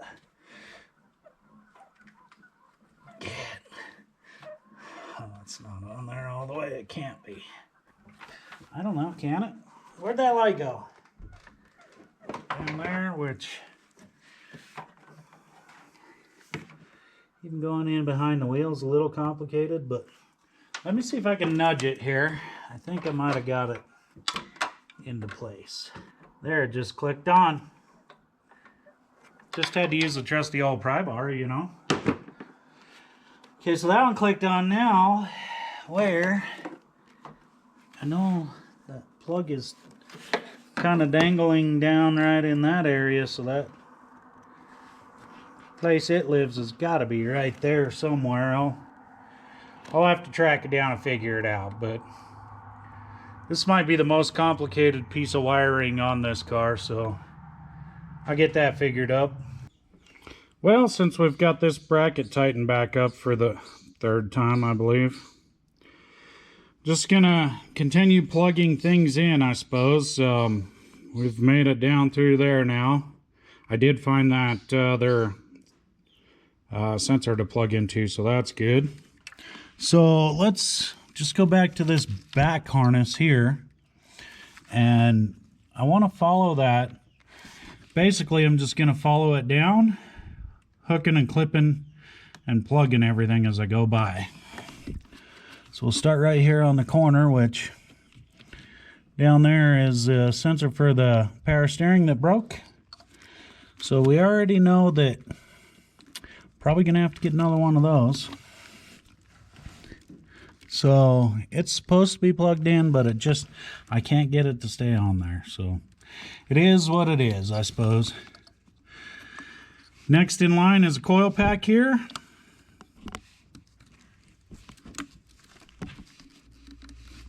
Which I think a couple of these, the clips broke, as they do.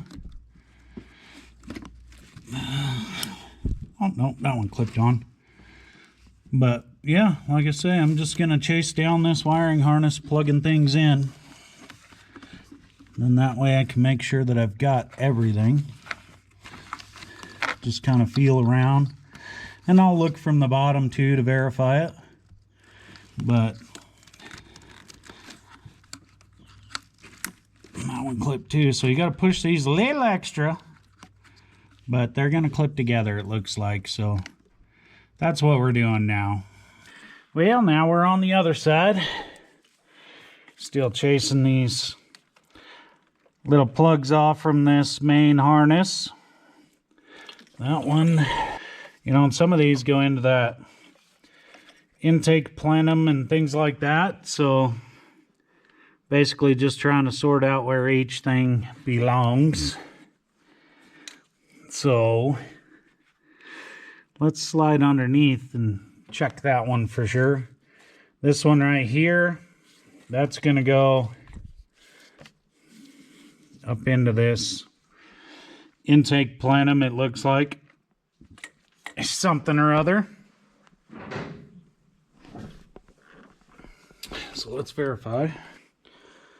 So right there is our throttle body, which that plug does indeed go to. Now, I'm not seeing anything else on this guy actually, so looks like there's only one plug that's going to this.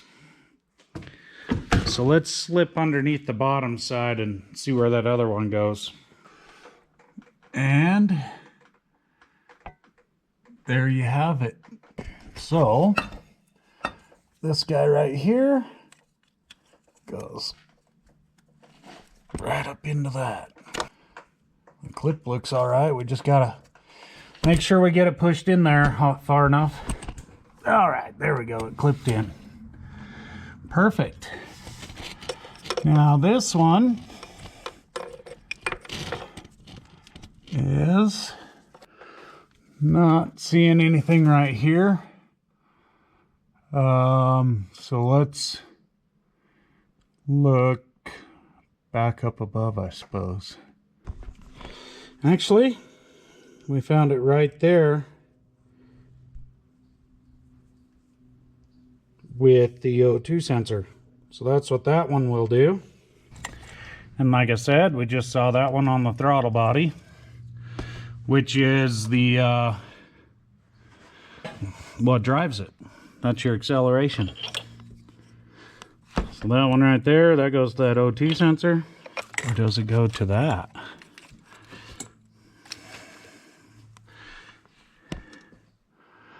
Oh, yeah, that's right.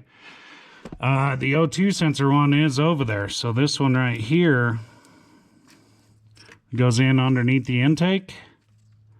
This one plugs into that.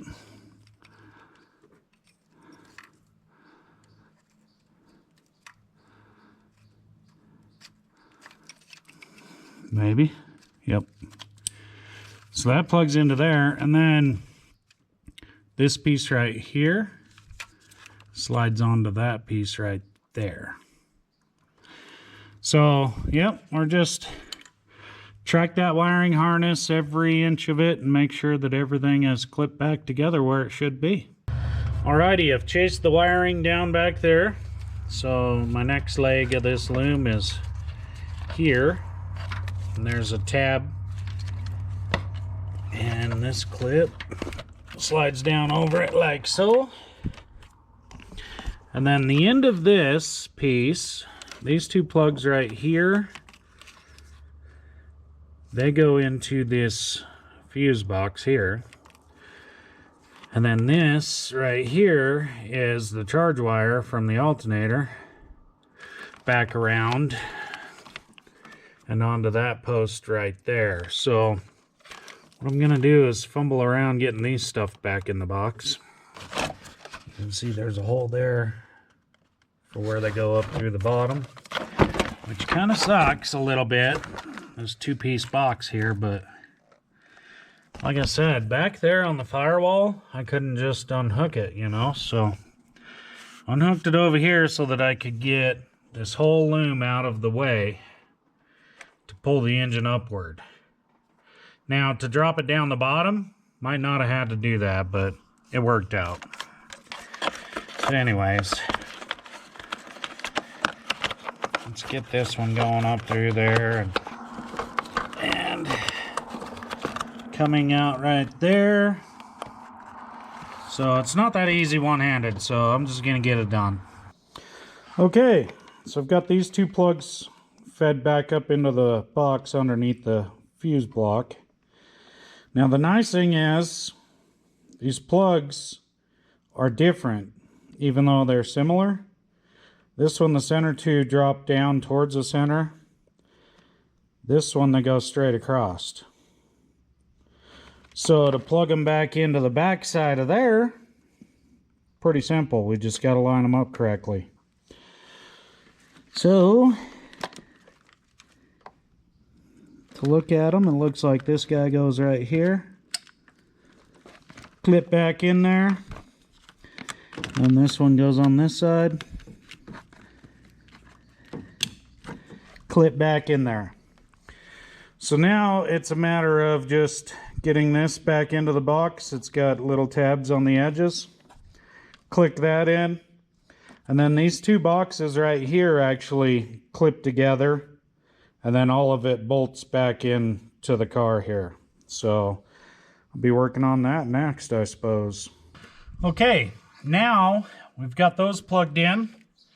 Got the fuse block back down into this holder here. And like I mentioned, the two of them slide together. So something along those lines looks like. Alrighty. So now this is all back together. I placed the bolts back into the body that holds this solid. So we need to get those out. There's one down here on the bottom, one on the back that holds the two pieces, one over here for this corner. So let's get that. 10 millimeter. Good luck. Just kidding. I had one close by. Starting to come back together, looking like a car again.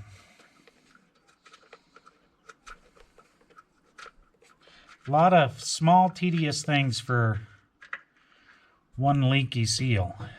Anyways, got that one out. I'll keep working on this here. We'll come back to you. Okay. Alrighty. Got all the bolts that hold this taken out of the way now. There is kind of a tab here that goes in a hole. So that'll kind of center us up, I guess you'd say. So, we've got that back in. Now, we will start putting these bolts back into it, I guess. Boy, maybe I should have brought a wrench up here for that. Alrighty. So there we have that. So I got two more bolts in it, and then we can go with this charge wire from the alternator back onto its stud. While we're up here, might as well land this ground. I think it went to that bolt down there. But that's what we're doing. Alrighty, so this box is all back into position. Now we just need to get our charge cable done. So let's get this nut off from there. Set that to the side. Now, see there's a couple of clips right there. And then kind of slot deals here on each side. That needs to come up,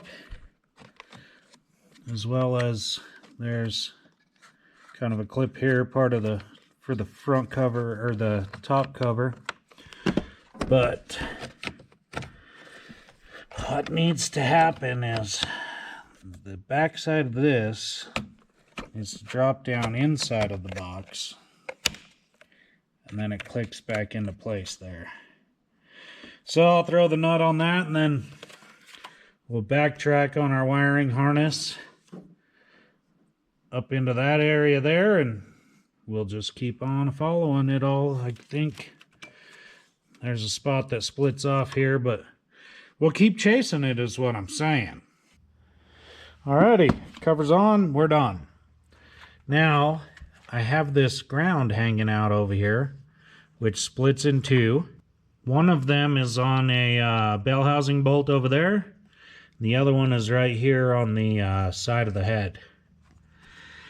So I think, I'm pretty sure, goes into this bolt or under this bolt.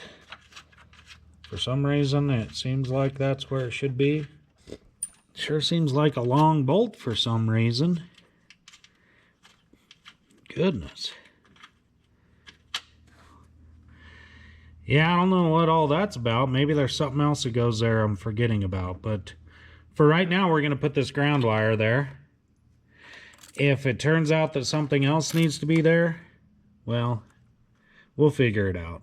But anywho, get that screwed in there and chase some more wires. Alrighty, I'm going to switch it up a little bit here for a minute. We need to take this tire off because there's quite a bit of work we need to do behind it. One of which is these inner fender liners. They're beat up. This poor old car's done many deep winter drivings. And maybe a rabbit or two got up under there. I don't know. This side's not as bad as the other side, but they broke away and rubbed on the tire, and they've gotten bad. So that's going to be part of it, but we've got some more back there that we're going to get into as well. This weak battery would work with me. We could spin a nut out. Come on now. Oh, there we go. Finally decided to do something. So anyhow, we're going to get in there. Keep on going here. Now you can see the tire flopping around. There's still not very much holding it there, so that's part of what we're gonna do now. Alrighty, got the car jacked up now, which truth be told, it's been living on the jack until I finally get the struts back in, but anyhow, as I lifted it. So we'll get this last nut out of there. Now we can pop this tire off. Now, we've got a lot to do up there. We got a strut that needs put back in, brake lines, speed sensors. I think I bought some new calipers, pads, and rotors for the front. We're going to change the CV axles as well. But at some point, we'll get this inner fender swapped out of there too. And I did go ahead and throw one for the other side in the shopping cart because when I got this side, that one wasn't available, but I see it is now, so it's in the cart. Then, you know, we'll hook up stabilizer and basically we'll get everything here and then copy it on the other side. Didn't mean to smack you, you just got to stand so close, you know. Anyways, that's where we're headed. Alrighty, I've got some wires connected down there now and come back on the harness over here, and we're tracking back. Here's a ground wire that needs done.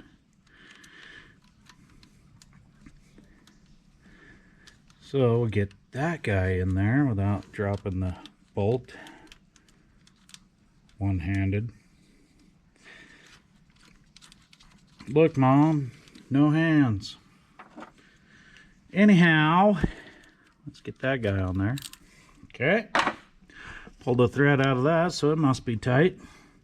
Now I noticed down under this one, we've got the main ground we still got to hook up, but tracking this portion of the harness now, we're basically just going down the line making sure we've got everything. So this guy right here now needs this end, which is the O2 sensor for the front bank, and then we've got this guy here that we still got to get to, but this one right here has got one of those that push in, and it's right on the transmission dipstick tube back here. So just like that, now we can plug it in and get that other last little piece done, and then get the ground. And we'll go ahead and connect this positive cable to the starter as well. So that's just kind of what's going on. This end of the harness is just about finished.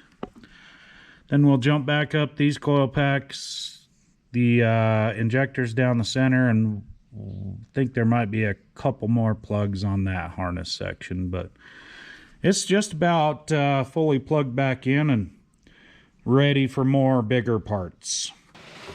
Alrighty, so some of this liner is tucked inside of the lip of this fender. Some of it's got plastic hold 'em downs, little bolts, different things that hold it in there.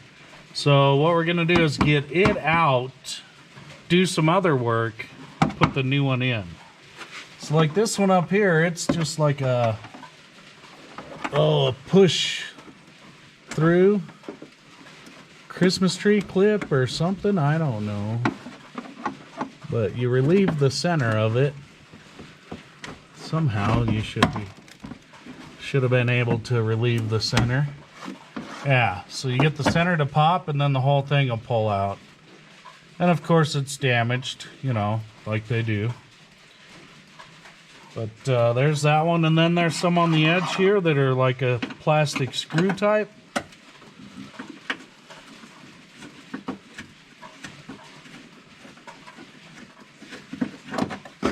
And those ones you just unscrew it and drop it, lose it. Maybe forever even. Oh, there it is back here. Get out of the way, dog. Get in the way, dog.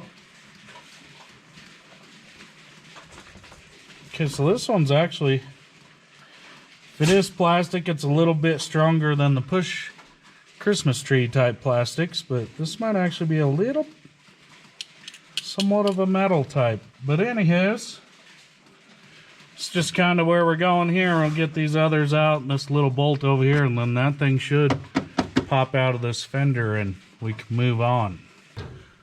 Okay, got a couple of more of those.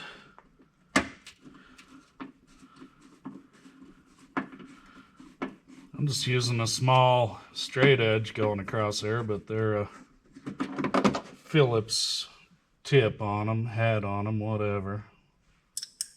They are a metal of some sorts. Anyways, there's that one.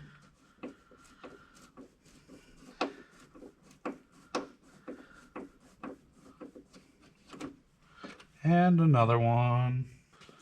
Alrighty, get this last screw down here. Then it looks like 10 millimeter over there, I guess. Let's see. Yep.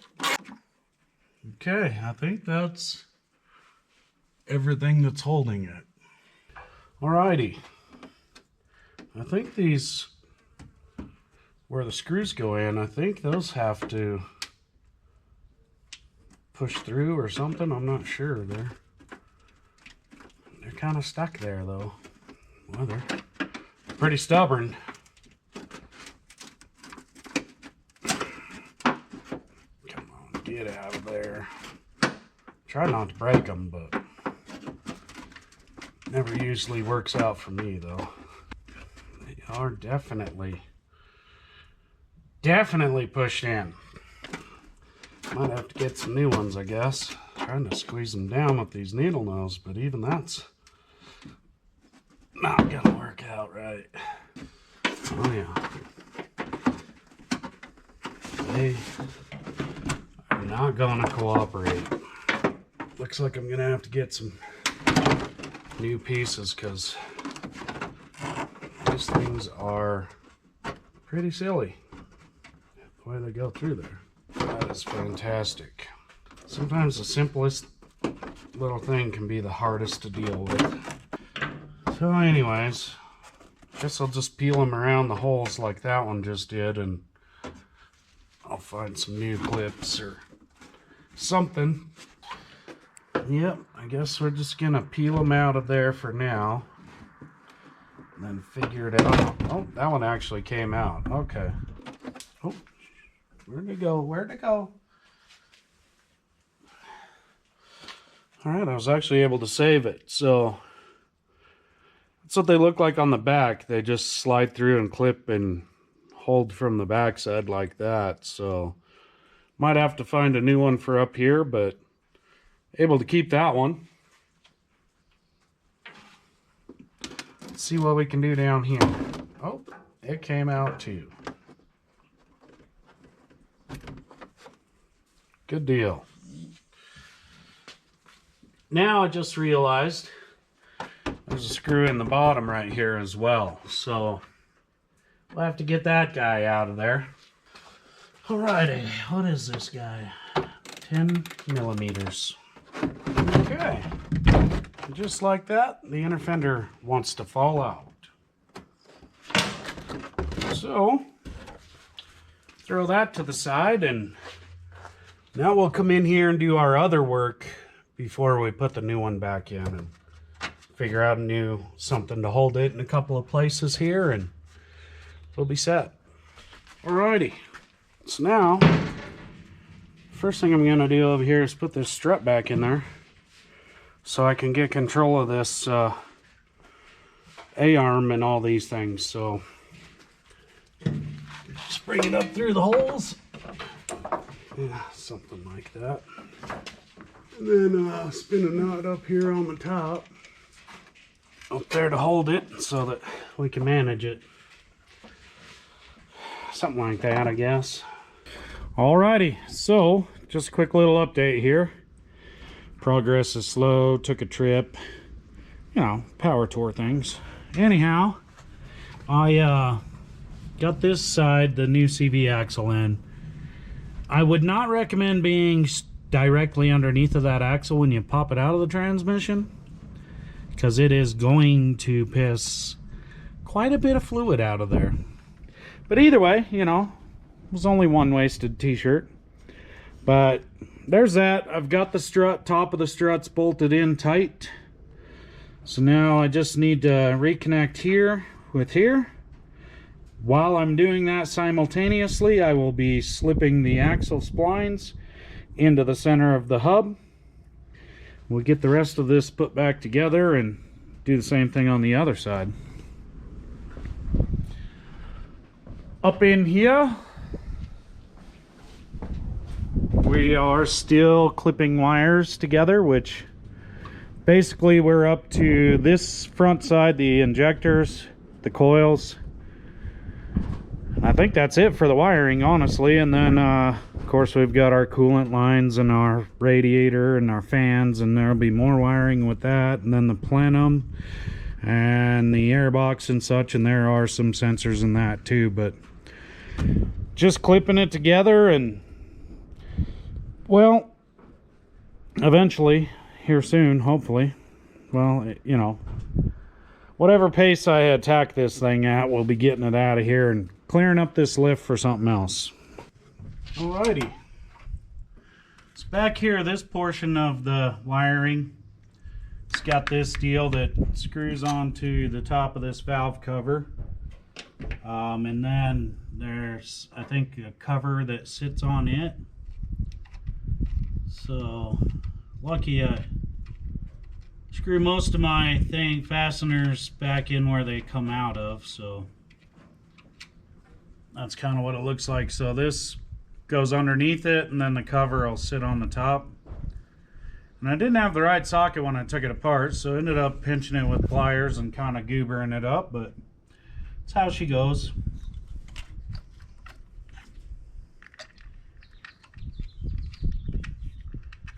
So get this back into place. And here's the other one that holds it.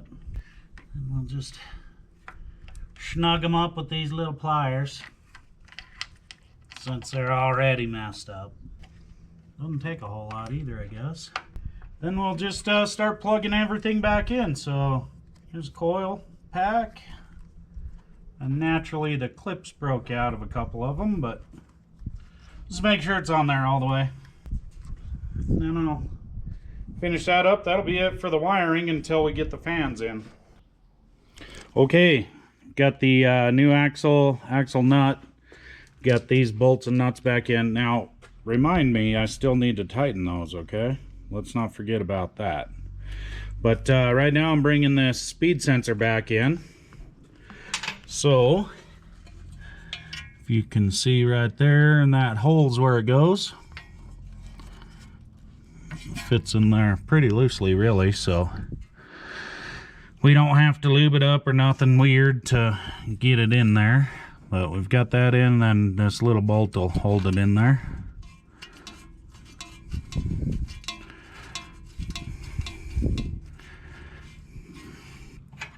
Just a little 10mm, you know. You want it tight, but you don't want to break your plastic either. Okay, so that's done. Now, we've got this brake line we need to bring back up. So, it goes into that bracket just like that. And then this bolt here, well, that holds it. And also the bracket for the speed sensor. 12mm on that one. Might have to grab a socket for that guy, I guess. Alrighty, we've got that. And then this hose, I had to straighten up this bracket. I may or may not have already told you, but I had to straighten that up. So now I'll get that up in there, and that ring right there is important to be up above the bracket so that we can get our clip on there that holds it in place. So you're gonna have to stand down for a minute so that I can do this. So that hole's kind of oblong in the way that the hose fits it. So we just, and of course now the bracket's bent up a little bit, but we just need to try to line that back up so that we can get this little clip back in it. Looks like I caught the edge of it, so just tap it back in there and that's gonna hold it. Now I set the brake line from the car just back into the end of it just to set it there, which then we don't have to bend up this line trying to get it back in. So that is set there now. So I'll work on hooking that back up and tightening up these other nuts, and I guess I've got a sway bar linkage I need to hook back up, and then we can get the wheel well back in there. Okay. Alrighty. Got that new wheel liner in there, as best as the car will allow anyways, but it's pretty good. Had to buy some new plastic clips and stuff to hold it in there. Got the wheel back on it. This side of the CV axle operation is finished. So what I've been doing now is, well, I've got this exhaust manifold in there. And one of the struggles you have if you're going to pull this engine out the top is right here. There's a bearing on the axle that is held in this bracket here, retainer, whatever. And that keeps your axle shaft from your transmission out to your CV straight. Keeps it in the transmission as well.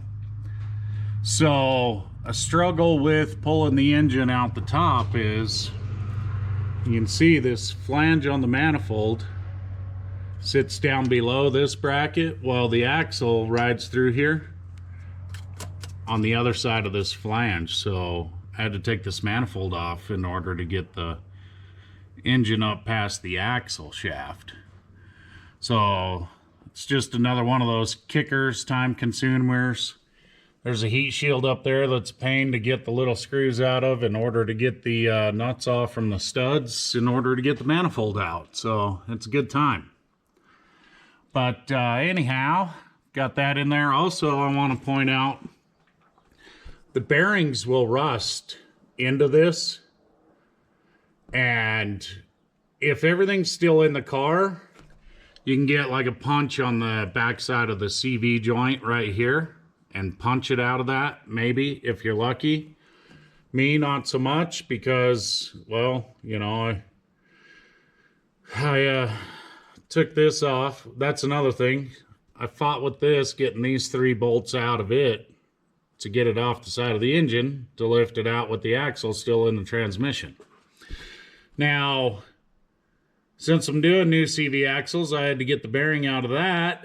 And for me, I ended up having to press it out because it was really rusted in there.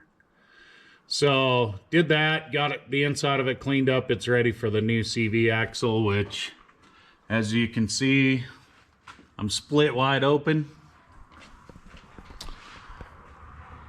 You know, everything's still a mess on this side of the car. So I'll have to get that strut back up in there so that I can get the axle slid in there and this, I don't know, the rotor and wheel bearing assembly all mounted back up to get the axle in the back side of it. So it's going to be fun. Wasn't bad on the other side, I guess, but, you know, time consuming. And then clearly I need a new wheel liner over here because, wow, that guy's shot. And we've driven it many years with it like that, blowing snow and ice on the old windshield washer reservoir and such right there. So I got it tore apart. I should just probably go ahead and get another one. So with all of that in mind, I think underneath of here is just getting this CV axle in and then the exhaust pipe reconnected. And then of course there's some splash guarding stuff that'll go up here. And it's okay-ish enough. But I've got my flanges cleaned up. They take like an O-ring type of a gasket onto there. Got the pipe flange back there cleaned up. It's ready. So now down here I've got the section of pipe that needs to go in there. So this is that O-ring type material. I don't know if it would reseal, so I'm just going to go ahead and get some new ones. So give me a screwdriver or something and pick those out of there and then kind of clean the surface a little bit. I did have to cut these bolts off that go back there, so I have to find a couple of bolts to do that. That's not a big deal. But yeah, clean up those points, get them resealed with some fresh new pieces, and then we'll get it back up in here. There's a mount there that kind of keeps this portion of it in place, and then, you know, here it is. And then this is kind of flexy, so that'll move a little bit to get it connected back to the manifolds, get those gaskets in there and such. So I guess, I mean, that's just kind of where we're at as far as up in the engine. I still need to put the intake plenum on and the airbox and the radiator, I guess. Probably be about it, and then we'll see if it'll move. So anyhow, better get back to it. Alrighty, so here's a little better view at the way this CV axle goes in the passenger side. Through that bearing holder here and into the transmission down there. You can see that exhaust manifold dips underneath it, you know, so it's a struggle to bring that engine up out of the top. If you drop the old sub, then you can deal with that, whatever you're doing with it out on the floor, but just thought we could get a better view at it that way. So now you can see I've got my piece of exhaust pipe cleaned up on the flanges and got it laid back in the car here where it goes, up on the hanger there. And I just had to go to the friendly Napa store because I needed some, these donuts, O-rings, seals, gaskets, whatever. But I've got to get them onto that so I can get that part of the pipe back up to the manifold, as well as for the back set as well. So that's what I'm doing now, and then we'll get the O2 sensors plugged back in. That's what goes to those two there by the air conditioning compressor. So that's where I'm at now, and then of course still got to put this side of the car back together. I'm working on getting that inner fender well out as well, but we'll get all of this put back together so we can move it. Alrighty, taking this wheel liner out. The front of it was really tore up, so I probably need to get another one of them coming. But I figured while I wait, I can go ahead and get all this other stuff put together. So started getting the strut in there, got the CV axle in there.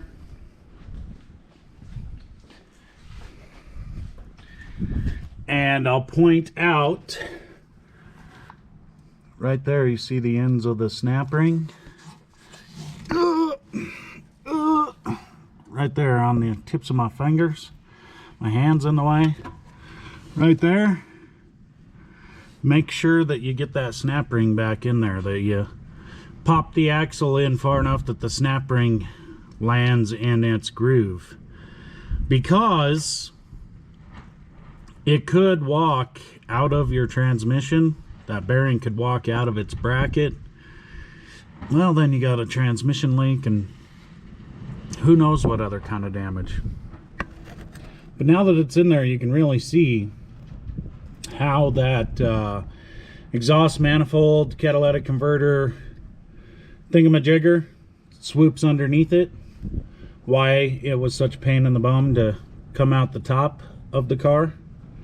But anyhow, you could go either way, whatever. So basically now I'll be sliding this axle back into the hub here, bringing this piece back up to the strut piece here, hooking up the brake line, the speed sensor, and the whatnots, the steering stabilizer, I don't know, the sway bar, whatever, that stuff. Be getting that all back in there. And then, you know, I think the last time I checked in we were talking about this exhaust. Well, it's pretty handy. I'm gonna have to figure out by myself how to get both phalanges into the manifolds without ruining the donuts, knocking the donuts off, and any other thing that could possibly go wrong. So that's what I'm gonna pound on at the moment. Alrighty, so I was able to get that exhaust pipe back on. Now the trick to get over these studs here as well as lined up into this one here is to have that one back there loose. There's really no way to get over this stud and stab into that one with that one back there tight. So keep that in mind if you have that issue. So I guess where I'm at now is we'll get some new bolts put in that flange because I had to cut those ones off. They were so bad. And then of course we've got these plugs here that we'll need to connect. There is a bracket right here that wraps around the pipe to hold it solid, and then we're gonna go ahead and move on over to this transmission. You know, the whole reason we tore this car apart. We might as well put a new filter and fluid in it while we're here. There's a nice drain plug right there. We'll unbolt it and get it swapped out. So that's kind of where we're headed on this. It's needing to get off my lift, so let's get it done. All right, got all that put back together. I need to get a new wheel liner and get in there, but that's okay. Won't be long for that, I don't think. The only thing I've got left to do in here on both sides is I need to bleed the brakes. So I'll have to get up there and get some fluid in and probably find somebody to give me a foot to help out. Otherwise, still with this exhaust pipe, just got to tighten down that one bolt right there, plug it in for the O2 sensors. Started taking the bolts out of the transmission pan, popped the plug out, got it drained, and oh yeah, I have a bracket right here I still need to do, but that's coming to the end of underneath of here, so get this wrapped up and we'll get back up on top of the engine and finish it. I really need my lift, so it's gonna have to get out of the way. Alrighty, got the exhaust system done, plugged back in, everything's tight, good. Dropped the transmission pan. I don't remember if I told you how good it looked or not, but that was the cleanest transmission pan I've ever seen. And this car is somewhere around 350,000 miles. So maybe Toyota's onto something. I'm not sure. But anywho, it's been cleaned up, changed the filter, putting it back together. Just, you know, cranking these little tiny bolts in, which isn't a big deal until you get, you know, over here. Then it pretty well sucks. But it can be done. So that's what I'm doing. I'm in need of my lift, so I'm trying to get her finished now. No more messing around. Well, you can see by this, got that transmission pan finished. Got 4 quarts in there now. You know, it says 3.7 quarts for the capacity. However, this is probably going to be 5, maybe pushing to 6, because not only did I lose, you know, out of the seal, I lost out of the pan, which doing a regular filter swap is 3.7 quarts. But I also lost out of both CV axles, which the points they enter the transmission are actually down lower by the way that it sits in here. They're down lower than the seal in the front. So I've lost more than I normally would changing the filter. 4 quarts, I'm going to check it there. Maybe even run it for a minute or two and check it, and see where we're at. But anywho, that's that.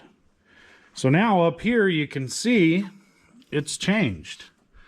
Got the plenum on there, which I'm going to tell you right now is miserable on the back. Should have maybe, done that out here away from the car.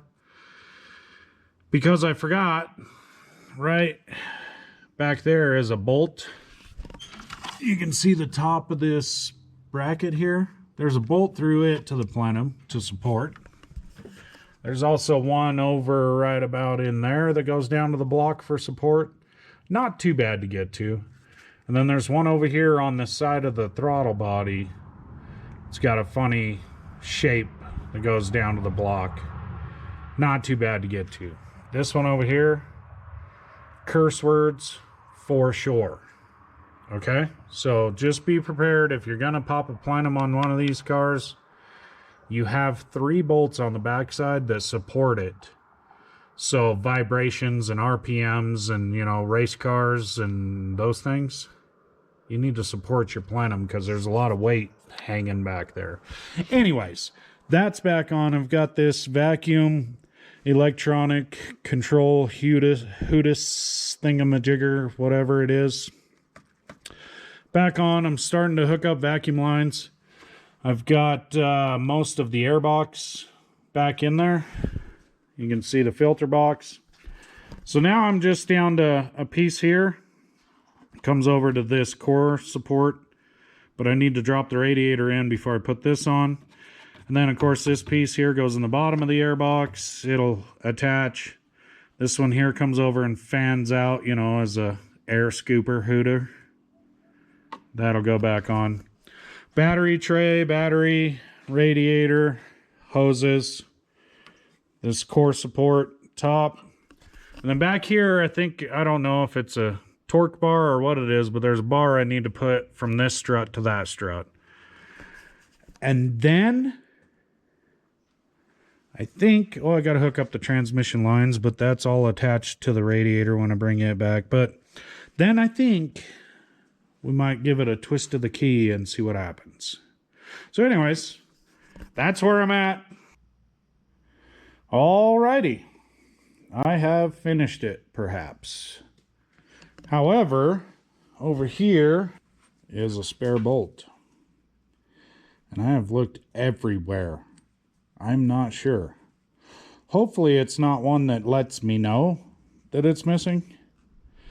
But I can't find it. I'll probably have it up and down a couple more times and search and I don't know. I got one of those bore scoper cameras, so maybe I'll get it down in there and make sure I got everything in the motor mount on the front. I'm pretty sure. But anyways, spare bolt. The only thing missing right now is just that plastic cover that sits right here, but that's fine. I'll get it back on there. But otherwise, yeah, finished up the airbox and ductwork and whatnot and the battery. Not much to the tray, just a plastic piece that sets in there and then the clamper, and got this core support back over the radiators all hooked up. So right now, I'm just checking levels, power steering, coolant, transmission. Probably should check the oil too, just in case. And then we can crank it up and see what happens. Before I do that, I did try to fire it the other day. I don't know, work, weekend, running around the state. Thursday maybe? I don't know. Anyways, tried to crank it over. I ran out of battery before I got the fuel. So throw a charger on there, check these fluids, and then I'm going to have the wife get in the car, take her up in the air, bleed the brakes, And then that should give us enough charge time. We can get it fired up, make sure it's not going to leak, make sure it'll go back into gear. There's no reason it shouldn't, but, you know, do those things. So we're headed into fluids and bleeding the brakes, and then I should be able to let you know whether or not it worked out. Okay, I am pretty well back together, torn back apart again, almost back together again. So I had it all together completely once, started it up, and as it warmed up, I'm guessing, you know, I had to put 3 quarts of oil in there. Thanks, son. But anywho, I'm guessing as the oil warmed up, thinned down a little bit, this camshaft on the front moved. Maybe perhaps as it should. But it moved back, and if you recall, back in the first part of this video, I was doing the timing belt, right? If I remember right, we were bending on this tab over here in order to get the cover hole for the bolt lined up correctly. Well, it turns out that the cam moved a little bit, as I'm sure it should, and the back of the cam gear has a lip on it so the belt cannot walk off the back. Well, that lip was rubbing into this cover. She was grinding, squealy noise, weird kind of something in the cover. I knew that much. Well, then I was standing here watching, and this crack down here, you know, between the cover and the back plate, I could see some real fine shavings coming out. See that? Yeah. Well, I could see that working its way out. Meanwhile, as it was running, I checked on the transmission. It sucked all that fluid in there. So, as I mentioned, a regular filter change. I don't know why the dogs are barking. I guess they can hear me. Quit it! Anyways, regular filter change is 3.7 quarts, and this one right here is number 6. Because I popped those CV axles out, you know, and lost more fluid. But anyhow, just about correct on that level. I had to take this motor mount, the bracketry right here. I still need to put a bolt in right there on that piece. And this aluminum piece that goes down. Had to take that out, unclip the wiring harness, just the clips that hold it in place. Get the, I think, 6 bolts out of the top portion of the cover. Then I was able to work the cover out of there. And then upon inspection, which I had narrowed down to this camshaft, yeah, sure enough, was rubbing on this back plate. So what I did is just got myself a piece of rod. You know, I think it's the rod I used to spin my engine stand. Anyway, it's long enough, you know, where I could get out here. Just right up against it, big hammer, whacked her 4 or 5 times all around the edges there to make sure it got away from the gear. Checked and verified. I got, I don't know, one of those little picks that I have. I was able to get in behind the gear and make sure I was clear all the way around it. And then I started it. Left all of that stuff out of the way, started it up.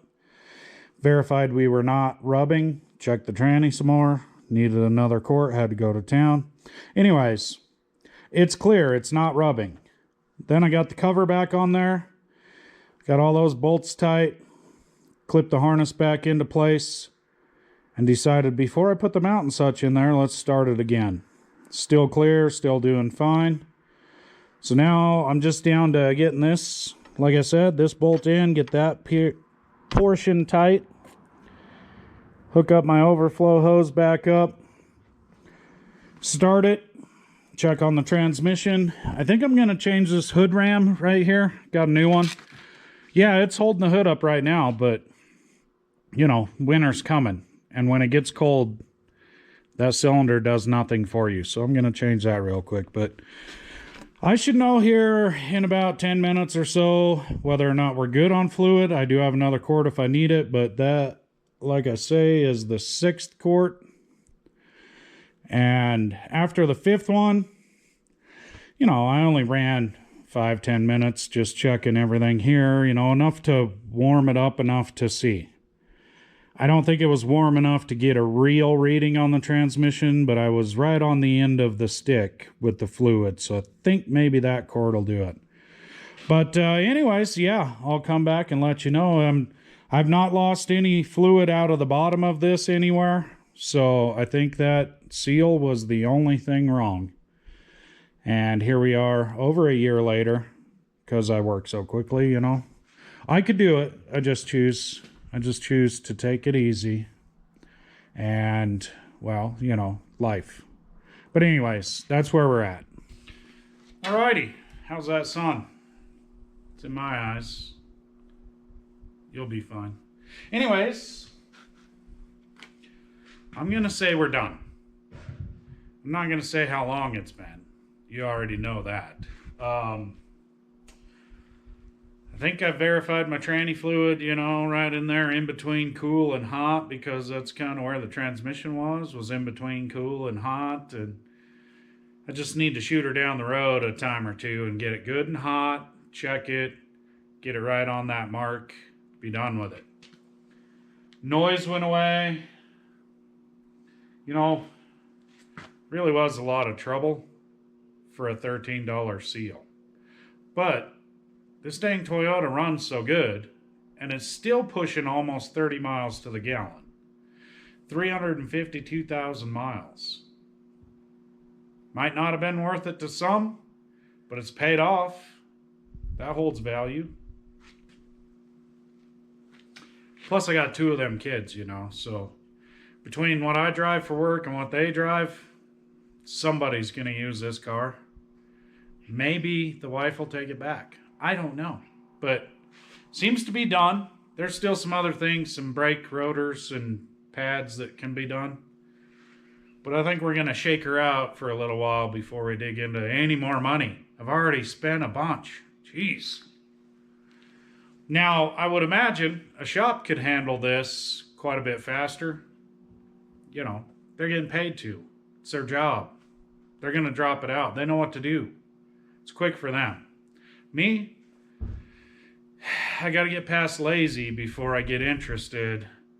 And that's usually while I'm on the road going somewhere else. So, it takes a while. But, the point of this video was the seal in the transmission that goes around the torque converter, you know, the input seal, I guess, failed on us. And it failed in a big way. It had all kinds of cracks in it.